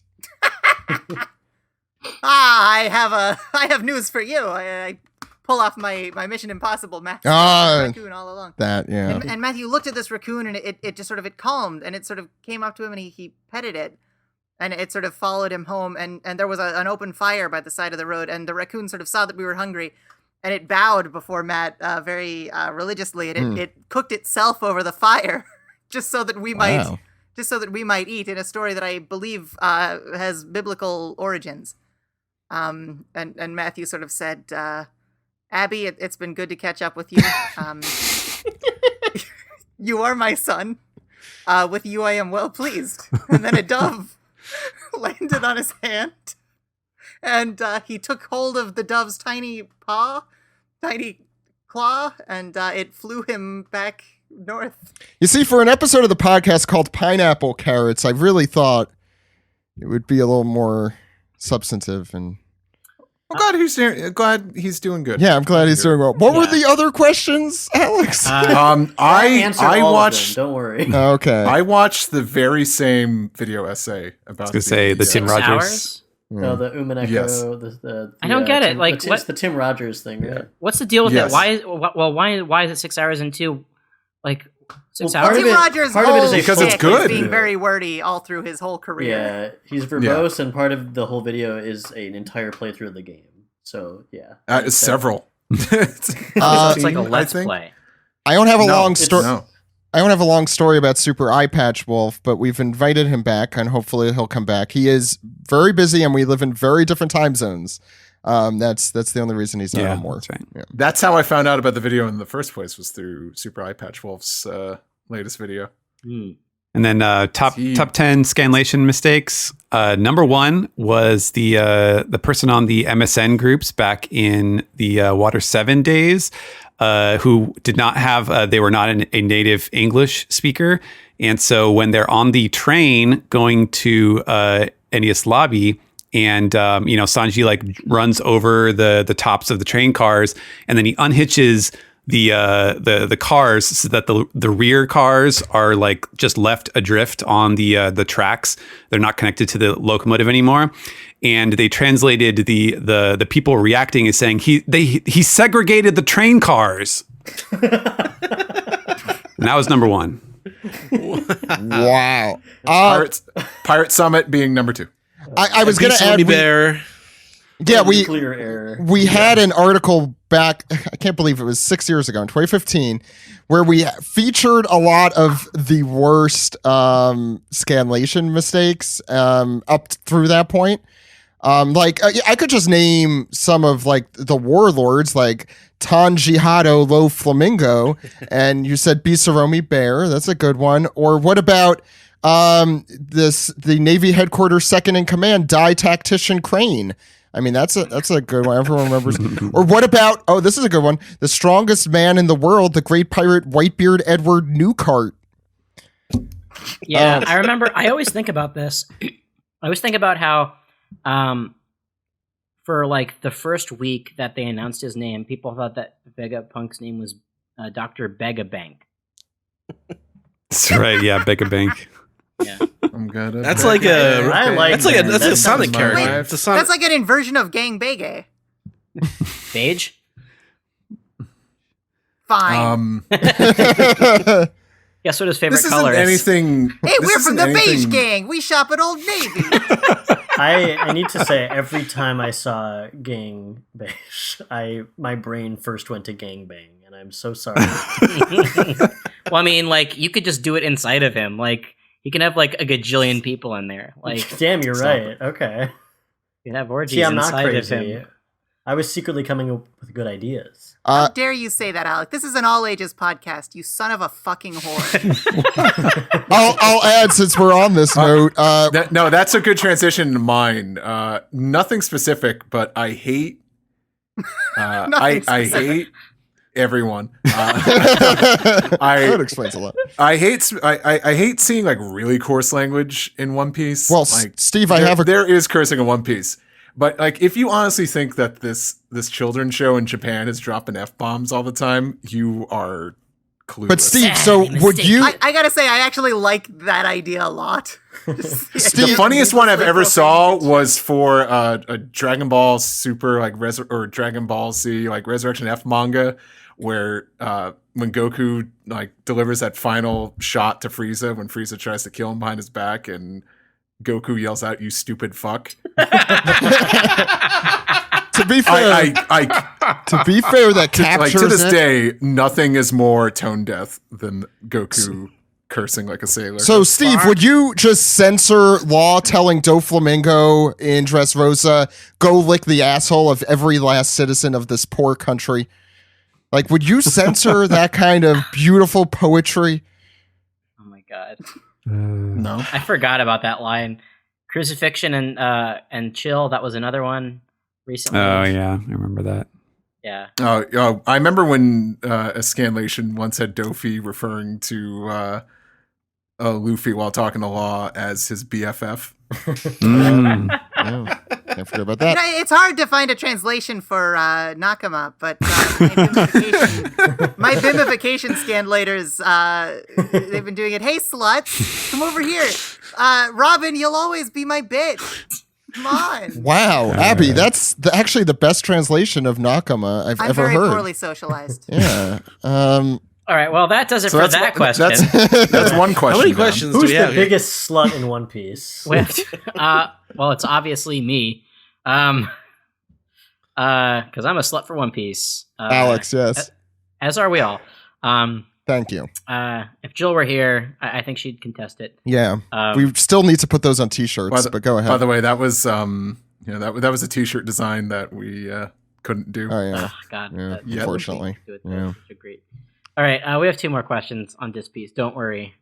So, Akaneko says, "This was a very exciting action chapter this week, but I don't have much to say about it, other than I assume someone had to hold Sam back from trying to jump through his monitor so he could throttle Perispare after he thrashed Carrot. Since I don't have much to say in regards to the chapter, I'll just say this. I signed up to be a patron because I thought the Forced to Watch 4Kids podcast sounded really fun, and after binging the current episodes in a day, the podcast didn't disappoint." Oh, thank God. I was really worried how that sentence was going to end. After binging all the episodes in the day, I thought it sucked. I will be revoking my Patreon membership and, in fact, demanding money from you. Thank you to Steve and Alex for their work on the series. I eagerly look forward to the next episode, which, Steve, we should probably record this week. Yeah, probably. But Thanks thank you for the reminder. Yeah, thank you. And thank you for the... What if the only way you guys remember to record it was if by people saying, "Oh, I love that show." Oh, shit, we have to do that, don't we? Okay. Well, I thought about last week. I'm like, oh, crap, it's March already. Like, February went, like, pretty quick, eh? No, well, it's a short month. Well, it's the shortest month. It numerically went quick. Yeah, I mean, I'm not wrong. Right? Using shonen math, it is the quickest of months. Right. What's next, Alex? Yeah, what's last? I mean, not like last in terms of its last. I get it. I love all of my disc piece questions equally. We're very mathematical here. Yes. Brett says, "Happy chapter day. Do you think Queen's laser beam might hint that he has a history with Vegapunk as colleagues, especially considering he seems to have ties to Judge as well?" He's definitely the science character of the team. Yeah. Slash the Donatello of Kaido's pirates. I was just gonna ask, does machines? He sure does. He does. Do machines. We all does machines these days. Yeah, he's kind of he's the Frankie of the crew. He's the self-made cyborg funny, type since he's character. not fighting Frankie. So yeah, and he's one heck of a guy. That's it for Disc Piece? Yeah, that's it. So we don't have emails this week, but we can go to Reddit, Steven. Oh, okay. We will start with Astra Leatris, who says, after seeing Old Man Hyo resemble a Yeti by the end of the chapter, I was wondering what your thoughts are on my theory where Queen has something to do with the identity of the Yeti Cool brothers. At the end of the day, they may have just been hired assassins, but Queen knew Vegapunk, while he may have been on Punk Hazard. Punk Hazard's gates also had an Onigashima symbol on them. I really just want those guys to get explained. I don't care. Who cares about the Cool brothers? You know, it's funny how I found care. like one of the very first like one of the early SBS volumes, just going back, doing the One Piece drawings I'm doing, and someone wrote in just asking, what's the name of the first mate in the red-haired pirates and the fat guy? And Oda responded with, I don't know why you care. You really shouldn't. It's like, here you go. And now, like these days, I think the next SBS we're gonna find out what Ben Beckman was like as a child and what his favorite flower is and all that. Like that's where we're at now. Well, the fact is, Oda cares, and it shows. Yeah. Next is from Sanji is So Kind, who asks, in the live-action One Piece, will Sanji still be the chain-smoking homophobic pervert we all know and love? I don't love that last part.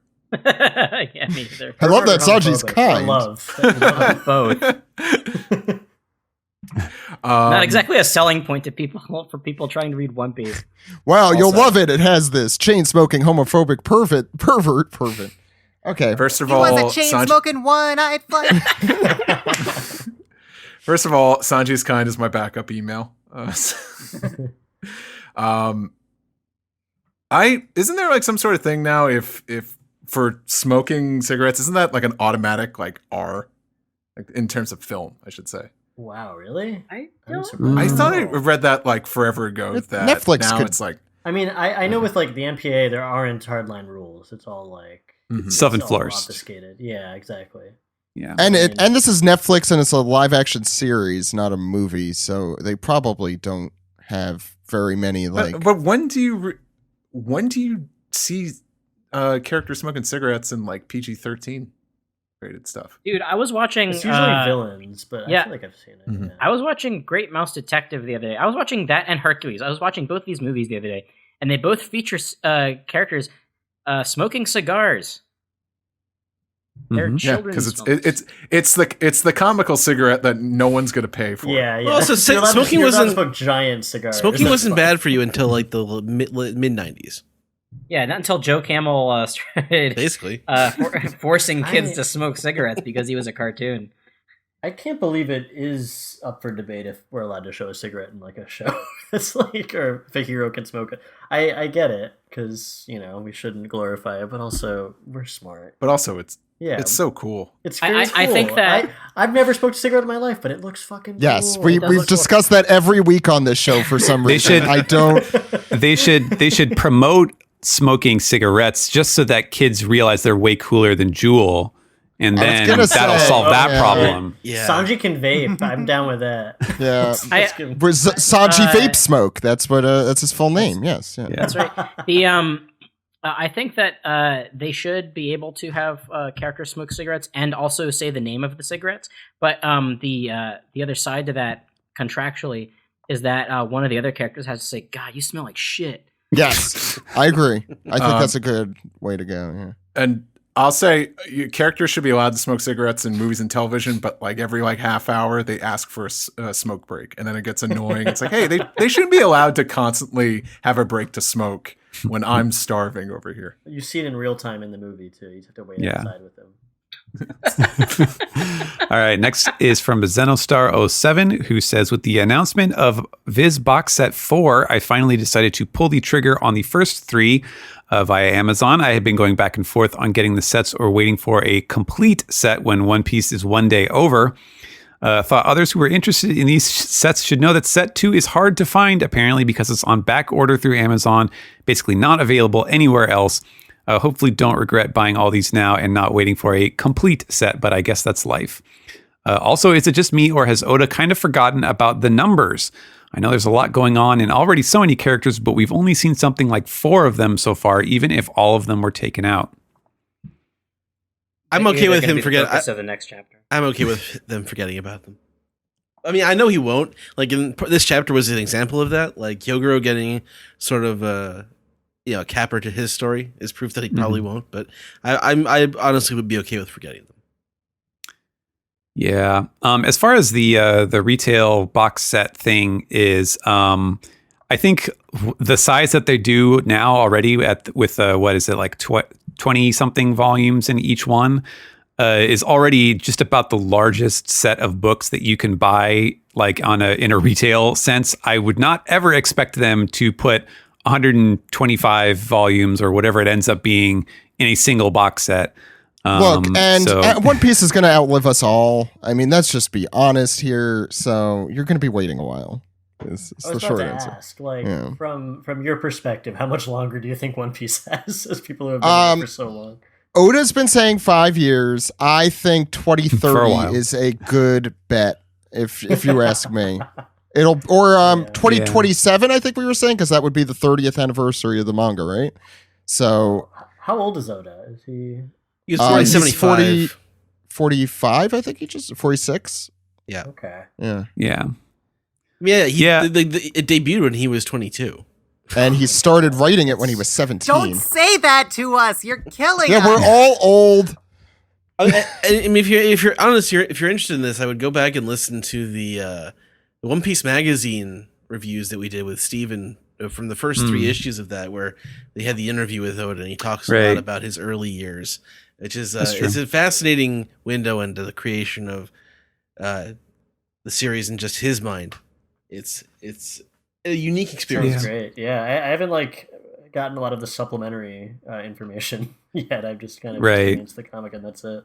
I think the consensus is probably at this point that there's probably one more big arc after this one. That would be my guess. There's probably some other story stuff that he can cram in around the sides, but that's the feeling that I get.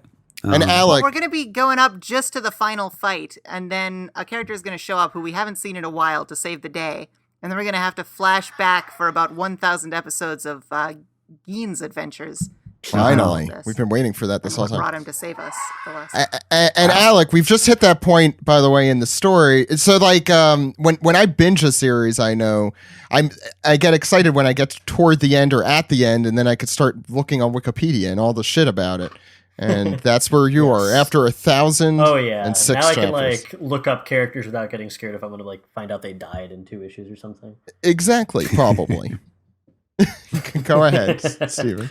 All right. Next is from Falcon Gales, who has a question kind of for me. Last week, the One Piece English Twitter put out a poll about what devil fruit you would use to beat the Straw Hats with. What kind of a question is that? The options were the art fruit, the string fruit, the hobby fruit, and the thump fruit. The last one I did not recognize, so I Googled it, and I was led to the wiki page for Fujitora's Zushi no Mi.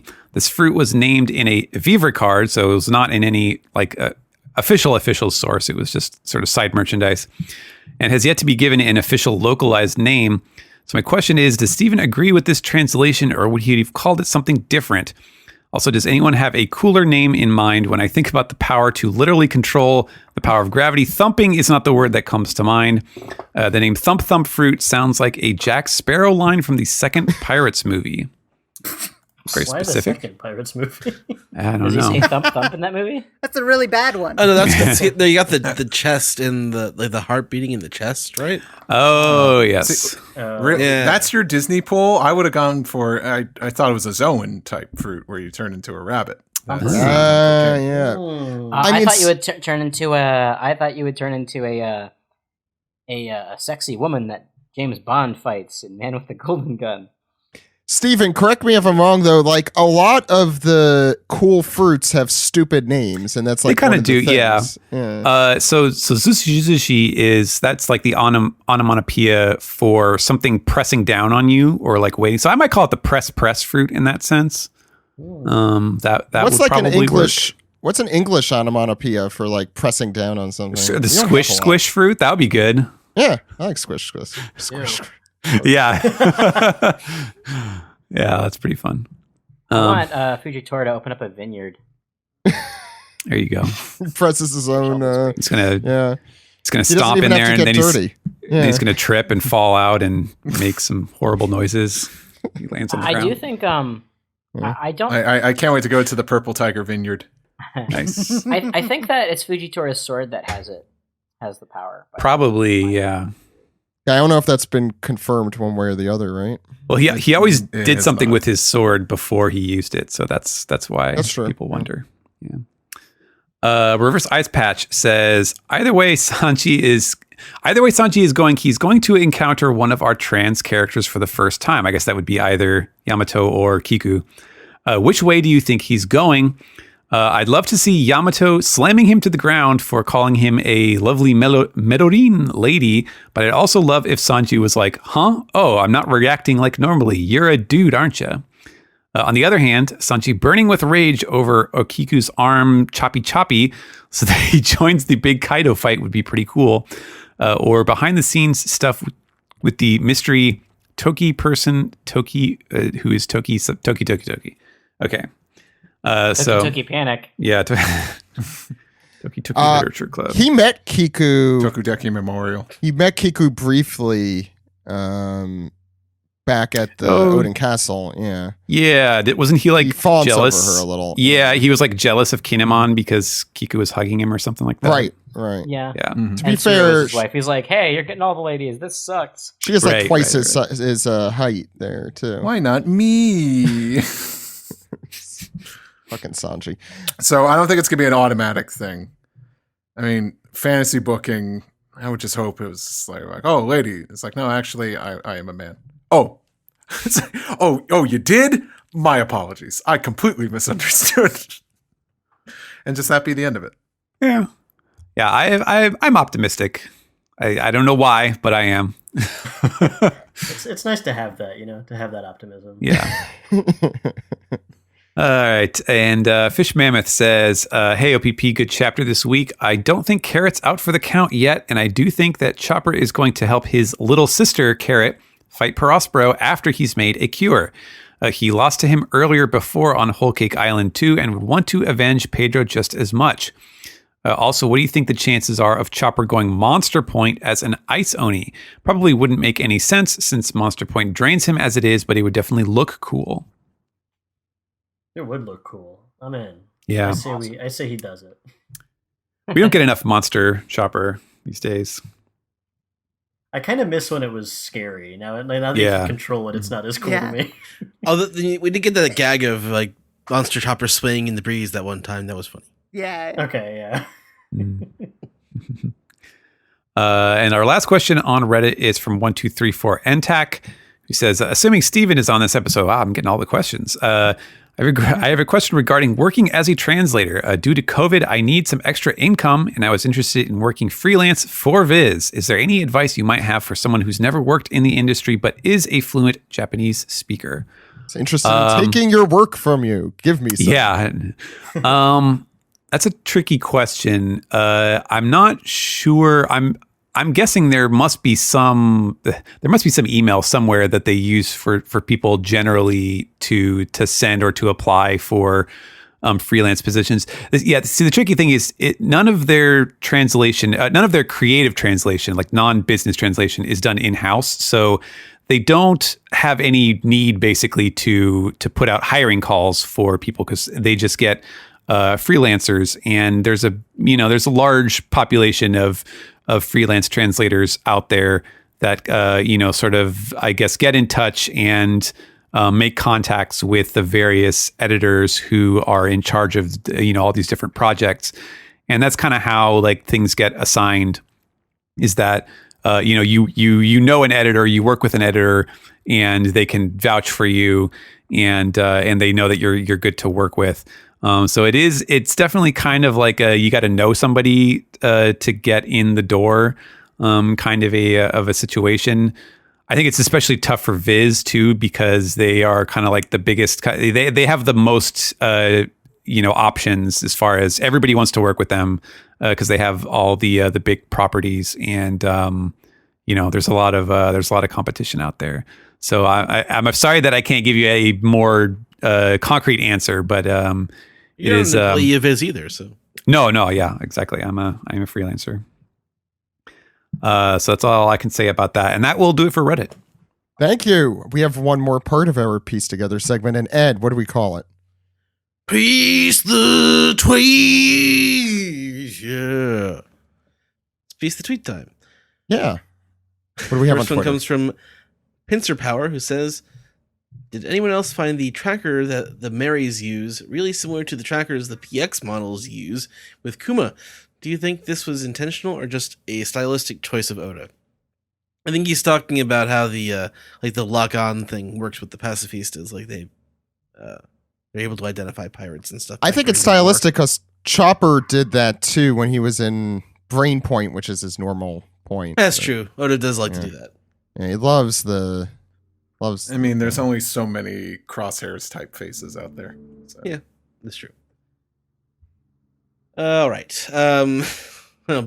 Bonobo Chris just wants us to get it over with and asks, how do you think Sanji will react when he meets Yamato and Yamato tells him that he is a guy? My hope is that like he just fights alongside Yamato and just that's it. I mean, I'm open for a comedic reaction if it's like not a if it's not a gross like disrespectful kind of reaction. You know, like everybody points out rightfully so, like his horrible, that just the weird, like transphobic, panic that he has in his cover story with the Okama on Peachy Island. And like, if it's not something like that, if it's something that is like actually kind of like a funny sort of misconception, there could be, I could see that working still and not being like unfortunate. I don't know. All right. Let's move on to the next one. Matthew Nunley says, I know we have a lot of criticism for the One Piece anime with its pacing and sometimes subpar animation over the years. Can we give them props for the Wano arc? Zoro versus Kamazo, all of 957, Whitebeard and Roger? He gives them props. And yes, they have great sequences in every episode. The overall pacing, that hasn't changed, really. My opinion. I think the pacing's good right now because we're in a flashback and they don't mind burning through this just so they can get back to the Straw Hats. But yeah, I think that's visually the anime has improved so much with Wano, but the pacing is still going to be its biggest hindrance now. Yeah, I am that episode count. You look at how many episodes there are, and that's 23 minutes each. That's a lot to ask of people. Especially with all the stuff with COVID last year and the scheduling just generally with the manga now has slowed down so much. He's taking, it's like we're getting 3 chapters in a row. Like we're getting 3 weeks in a row chapters, and that's unusual. That is not a usual thing. Yeah, that's exactly. Yeah. I gotta admit, even I was surprised. I'm like, oh wow, we got a manga. I went back after because I just assumed that was a break, and then I looked. Oh, there's no break. That's cool. Okay. What's next, Ed? All right, the next one comes from Johnny24. Who says Luffy has been compared to Roger several times, but we know that Roger has killed before. Do you think Luffy is capable, or should kill someone? No. Do I think he should kill someone? Yeah, sure. Luffy, murder as many people as you can. Everyone should try it at least. You get a freebie. I don't think Luffy will ever kill anybody. That's my. He could kill Perospero, but no one else. Okay, that's the one free. That's like his hall pass. That's his hall pass. Yeah. Well, I know it's not canon, but just like a great example is just in Film Z. Like it's like the stereotypical thing, but like he beats Zed, and then Zed's like, "Finish me off." He's like, "No, I'm good. I just wanted my hat back. I don't care. I don't care what you do with your life. I just wanted my hat." So like that's Luffy. Like even like, and we're talking about characters like Sakazuki who killed Ace. I like Luffy would never be that vengeful, not on that kind of level. And if he would, I feel like there would be something to step in there, like in his brain or a friend or something, be like, dude, you don't have to kill him. It's not. But I don't think he would go there on his own unless blinded with some sort of rage or something. All right, next one comes from Nefertari Salem, who says, Oda drew some of the best action I've seen in One Piece with Marco this chapter. I want to know how you feel about the action in general in the manga. Any favorite action panels? This person had the opposite opinion of Steve, it sounds like. I'm trying. The best action recently, I think the stuff with the I don't know why I'm starting, but the Akazaya 9 and Kaido, and I just remember, I think what just came out in volume 98, like those like big slanted panels that go across the 2 pages, and that kind of stuff looked really good. And the stuff in chapter 1000 even, yeah. Kaido versus the Straw Hats, or not Straw Hats, the Worst Generation. Yeah, I loved that. That's really, really cool stuff. A lot of it was just staging too. A lot of it was just like laying them all out on a battlefield facing each other, and it works really well. Yeah, I'm down with that. That's extremely my shit. But even seeing Killer get to do something was neat. Like, oh, so that's how he fights. You know what? To Killer, the Joker's just man.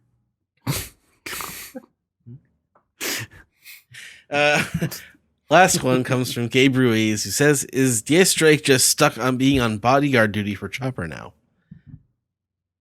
Yeah, pretty much. I mean, like, what else are they going to do? They're all going to get infected by the, his ice role stuff. is to have a scene talking on the snail phone with Sengoku at the end of this arc.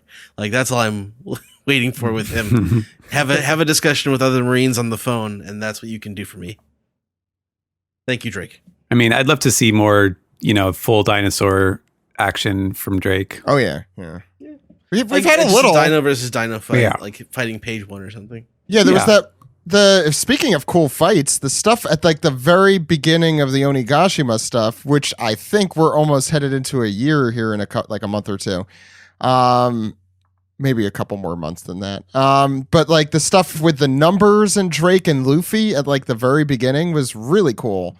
And I'd love to see more Drake. Can't get enough Drake. That was it. Oh, that was it. So I got quiz. Oh, we'll do that in a moment at the end, yes. Abby. So hold off. Oh, good. Yes, and we'll round off right now.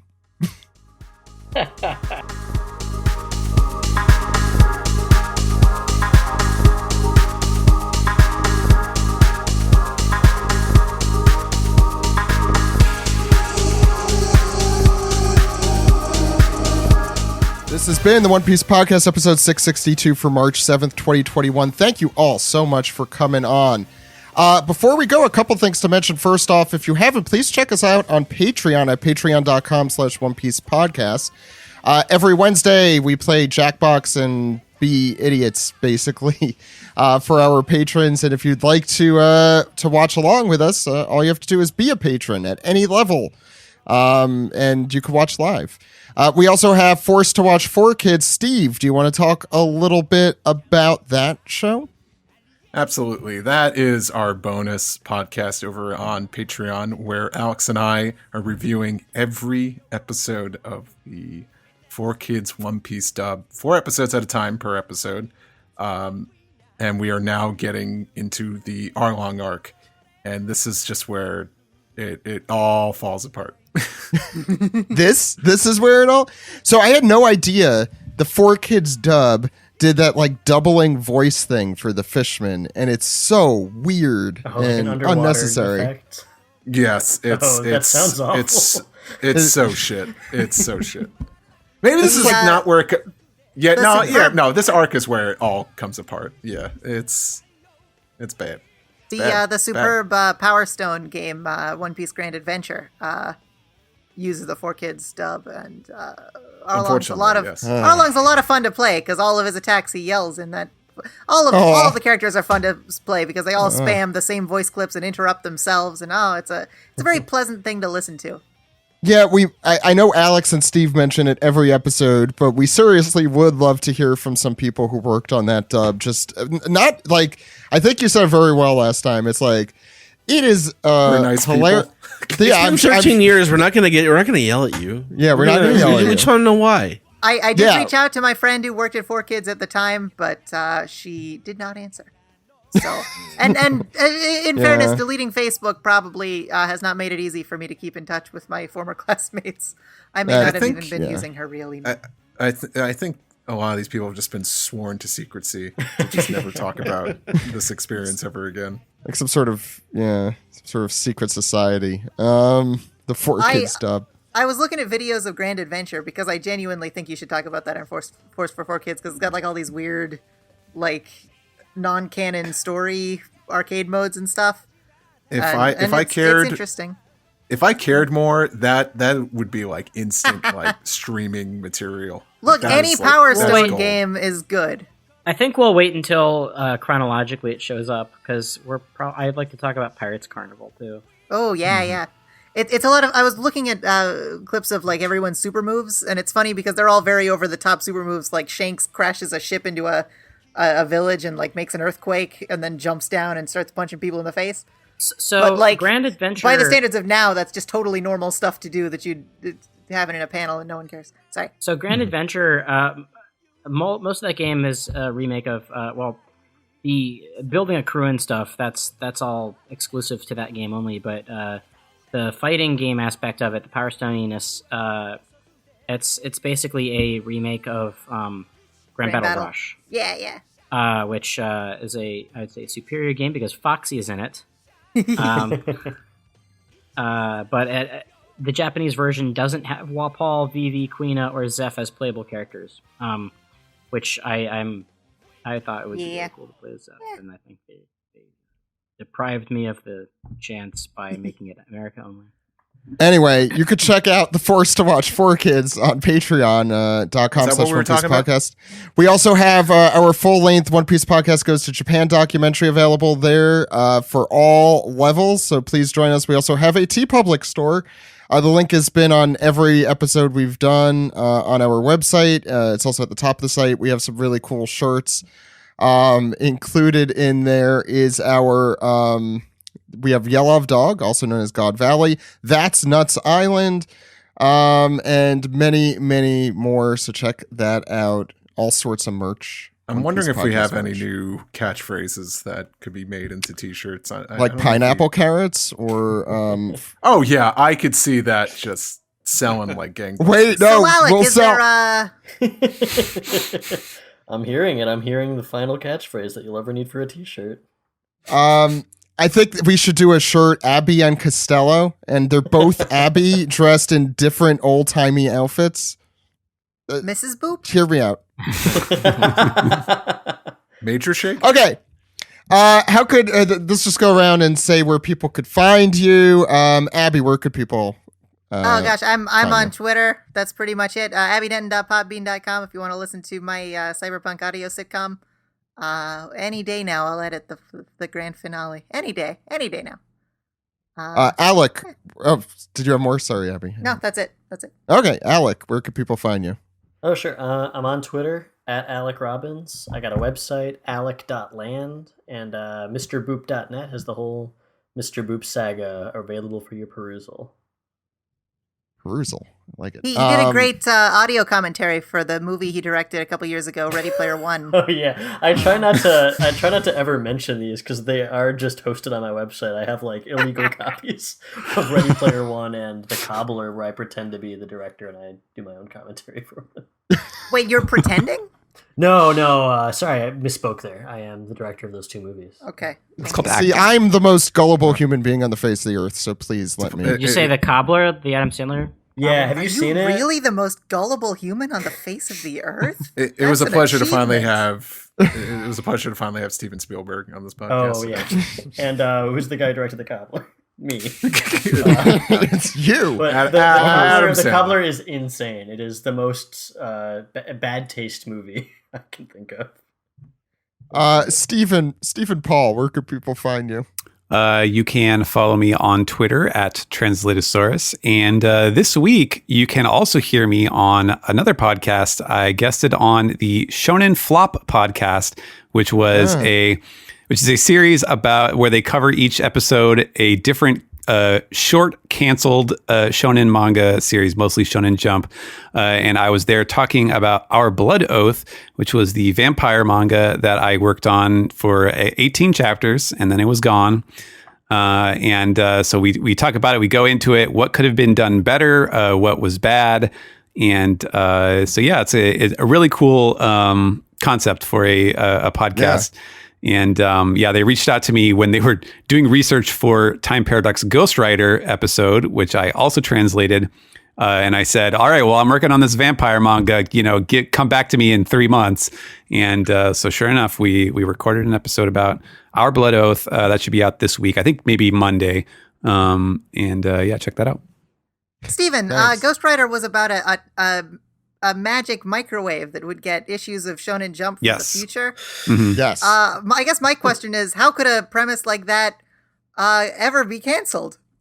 I agree with that. You would be surprised, I guess. I liked that series. Yeah.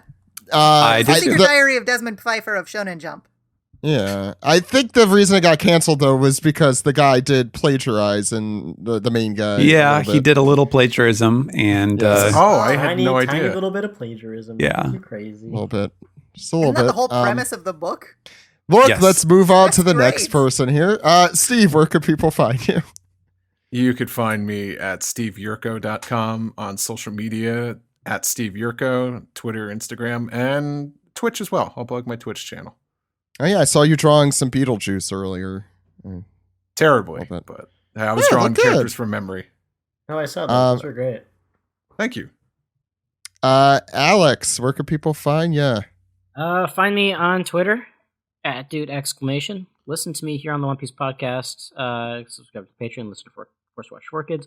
You can also listen to me on Toho Yaro, a Japanese film club podcast that I do with V and Joey. And we just dropped our 66th episode about Tora-san Goes North, the Tora-san film featuring Toshiro Mifune. And check that out. And twitch.tv/superartfight is an art competition and art collaboration thing that is super fun, and a thing I've been doing for many, many years. We've been doing it digitally for the last year, and this is I'm in the finals, which are this next Saturday. So go to twitch.tv/superartfight at 8 o'clock on Saturday. Watch. You may vote. My match comes on probably around 9, since I am the final bout, the Dragon Ball GT final bout. I don't know when our when I come on. So just tune in at 8, watch the whole thing. It's a wonderful show. Everybody's a great artist, and we have a lot of fun doing it. So Super Art Fight, Saturday 8. Be there. And Weeb Simpsons. I know. Oh yeah, and at Weeb Simpsons. Yes. Follow me. And Ed, how could the good people out there contact us? Well, you are available on Twitter at Zach_Logan. I'm at Edward E. One Piece. I'm also at Weeb Trailers. Podcasts can be found at OnePiecePodcast.com, Twitter.com, YouTube.com, and Facebook.com/OnePiecePodcast. OnePiecePodcast@gmail.com is our email address. You can subscribe on Spotify, subscribe on SoundCloud, subscribe, rate, and review on Apple Podcasts, or call us on our phone number, Zach. And that phone number is 347-497-MAJI. The phone number again, if you'd like to call, is 347-497-6254. Call anytime with your questions, comments, or vengeance for Jimbei. So Abby, you have trivia this week, right? I've got trivia questions, but I did want to follow up on when I was making Alec recite quotes. I sent it in the chat. I had one more line that I wanted Alec to do. I'll do it. I see it. What type of voice should I do for this? I feel it would be an insult to your professionalism if I told you. Okay, I'll just go. I'll do whatever I feel is right. When do you think people die? When are they shot through the heart by the bullet of a pistol? Or when they are shot through the heart by the bullet of a pistol? No! When they are ravaged by an incurable disease? No! When they drink a soup made from a poisonous mushroom? No. It's when they are forgotten. I didn't think you'd be able to bring any gravitas in at the end there, but you did. I'm eating my words. Well done. Nice. Golf clap. My words are delicious. Okay. Question number 1. Is everyone here down for trivia? I don't know what we're doing, but go for it. Oh, I got trivia. Okay, Zach. Oh no. I'll do it for one person and then open it to the floor. Okay. Okay. Zach, Okay. In Yes. film 5, The Cursed Holy Sword, in the opening short, Take Aim, Pirate Baseball King. Who are the 2 announcers? I'll give you a clue. Oh no! Wait. Most Buggy of my is questions. one. Oh, I know it. Right? Buggy's one. Yeah. I was just let me think for a second, Alex. I get to think for 1 second. Is this a jump ball or is it going to Zach first? Zach hasn't even finished answering it. Yeah. I'll go next. Alex, I think knows the answer to this. Is it Buggy and Django? you are half right. It is Buggy. And for number 2, let's open it to the floor. I'll give you a clue. Most of my questions have a theme that will help you guess the answer to pretty much all of them. It doesn't help us yet, though, because we haven't. Right. Correct. Okay. But if you know me, you know exactly who my favorite character is. I have it's a shirt. Digimon. A Digimon. Yeah, Bon Clay. It's Agumon. And the right voice actor. Agumon. Who was it? It is Buggy and Bon Clay. They are the Pirate Baseball announcers. And thank you. You have won no prize. Cool. Question number 2. What species? This is because of my love of Bon Clay. Most of my interest in the series Who is this for? Around Arabasta and Arlong Park, just because Arlong's great. This is going to be for Steven. How about Steven? What species are on the supersonic duck-billed, spot-billed duck squadron? What species? There's a supersonic spot-billed duck and a camel. Well done. Okay, you saw the trick question. Well done. Okay. Did you want me to say their names? I was going to ask. Name one that is not Karu or Matsuge the camel. Well, there's Karu. There's Matsuge the camel. There's Stomp. There's Ivan X. Hikoichi. Bourbon Jr. That's the one. Cowboy. Bourbon Jr. The one with all the teeth. I think he's the one with the bottle but it's around the best his neck. name. Bourbon Jr. is a great name. I will be naming my son Bourbon Jr. Cowboy. Bourbon first. Well done. Was I missing any of them? There's one more. You might have named it and I missed it. Let's see. Karu, Ivan X, Stomp, Hikoichi, Cowboy. That one. You got Okay. Yeah. Sorry, I forgot Hikoichi. Yeah, well done. Well done. Who is the youngest? And I think Alex or someone actually spoiled this question a few minutes ago. Who is the youngest playable character in any One Piece game? Oh, yeah, I guess I did spoil this. Who is this question for? Oh, this question is for Alec. Well, okay. Who Alex, did you spoil it? Alex, you just answer. Because you have the answer. You know, anything is a jump ball if you just start yelling.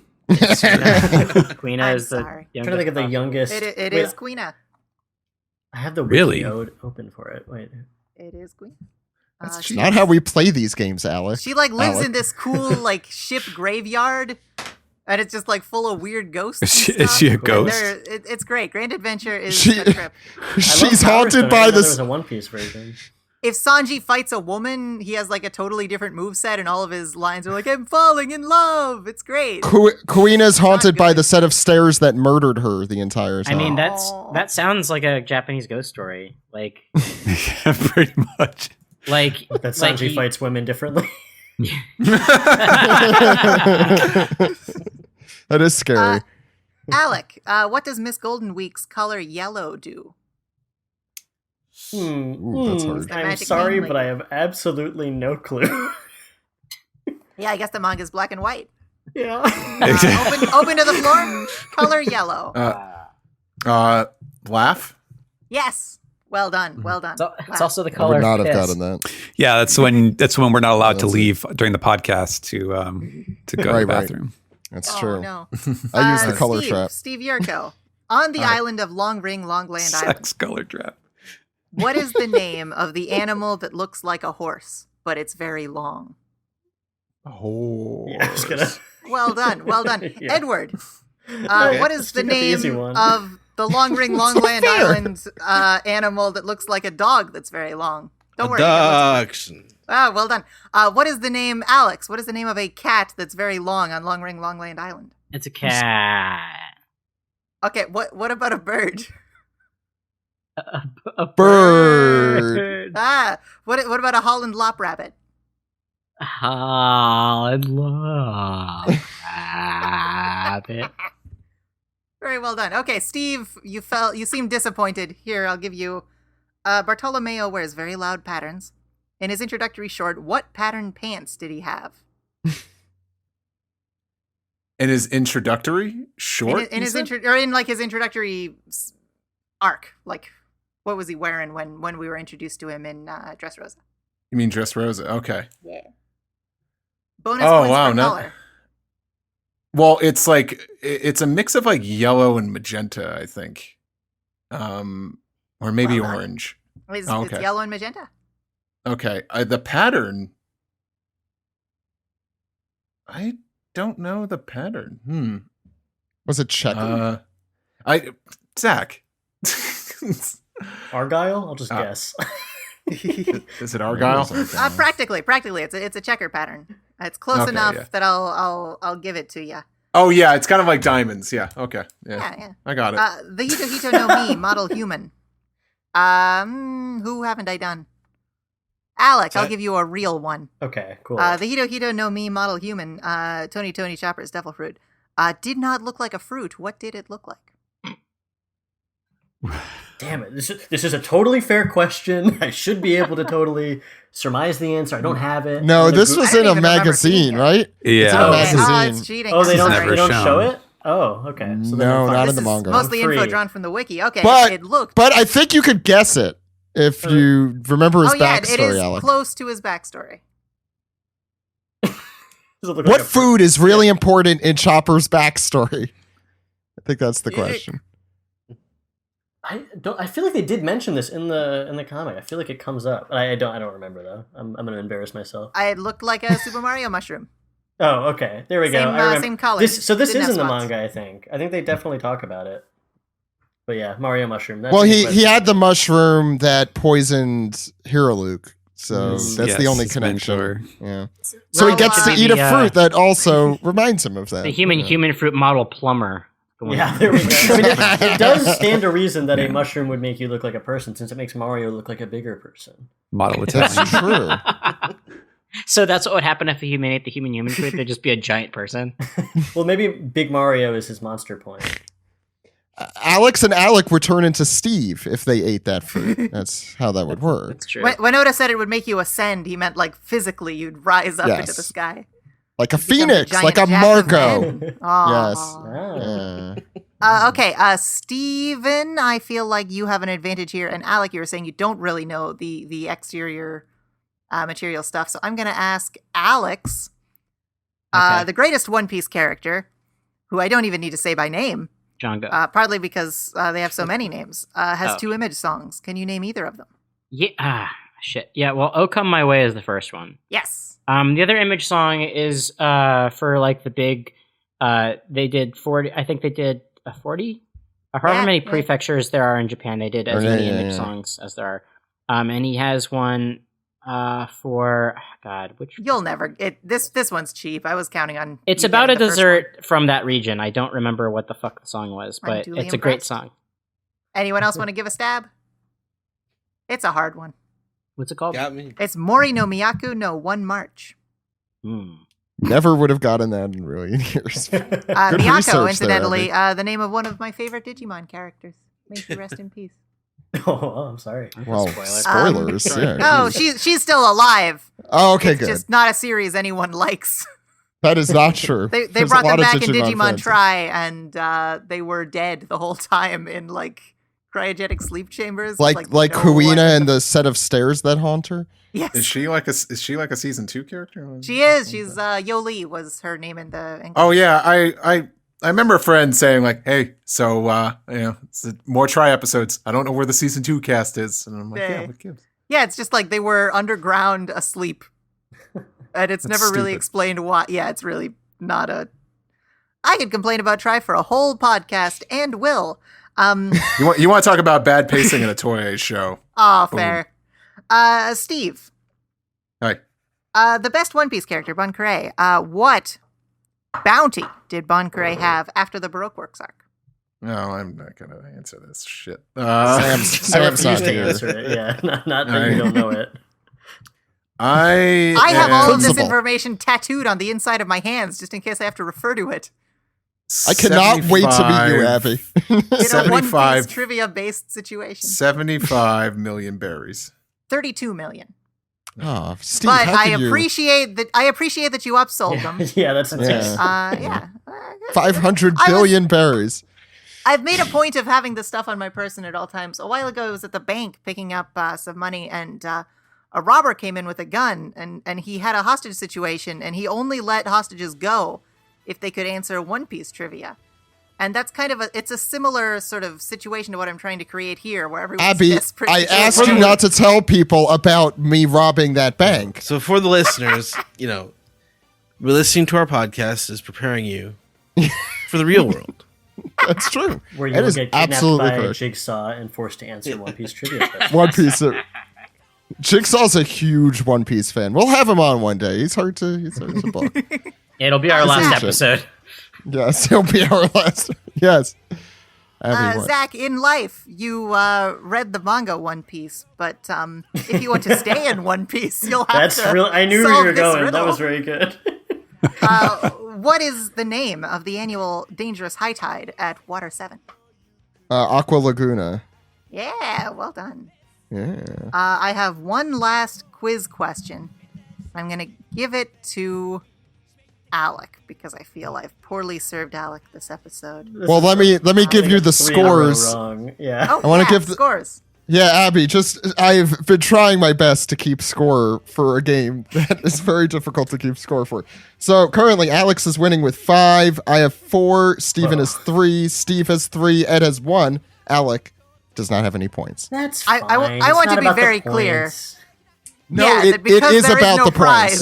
It's about the points we made along the way. I don't want to go in a boring trivia quiz like that. All right, Abby, give it to me. Let's see it. Alec, how do you interpret Sanji's reaction of horror at the idea of being trapped on an island full of maidens who were madly in love with him, in light of what Judith Butler said in their book,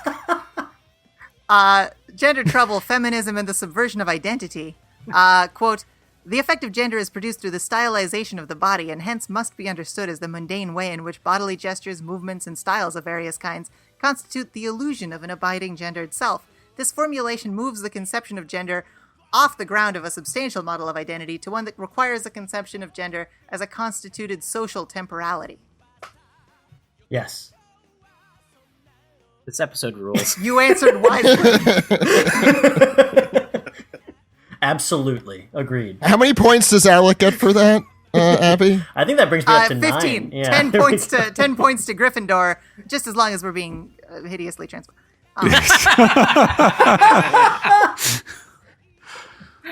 Oh, God. It all comes around. Yeah. Mrs. Booth. I've been holding off on that one from much earlier in the episode. Sanji would be in some sort of Harry Potter storyline. Anyway, I think that's going to do it for this week on the One Piece podcast. Next week, Donnie's coming on the show, the Dr. Monkey on Twitter. Then we have Carol Grant, and hopefully Greg will be joining us sometime either at the end of the month, hopefully. So look forward to all of that this March on the podcast. But until next week, where there will be a new chapter, my name is Zach. My name is Ed. My name is Steve. My name is Alex. And thank you, Abby and Alec, for coming on. And Steven. We'll see you next week, everyone. Pleasure. Goodbye. Thanks for having me. Steven, you're like the chillest guy. I am. It's like an ice oni.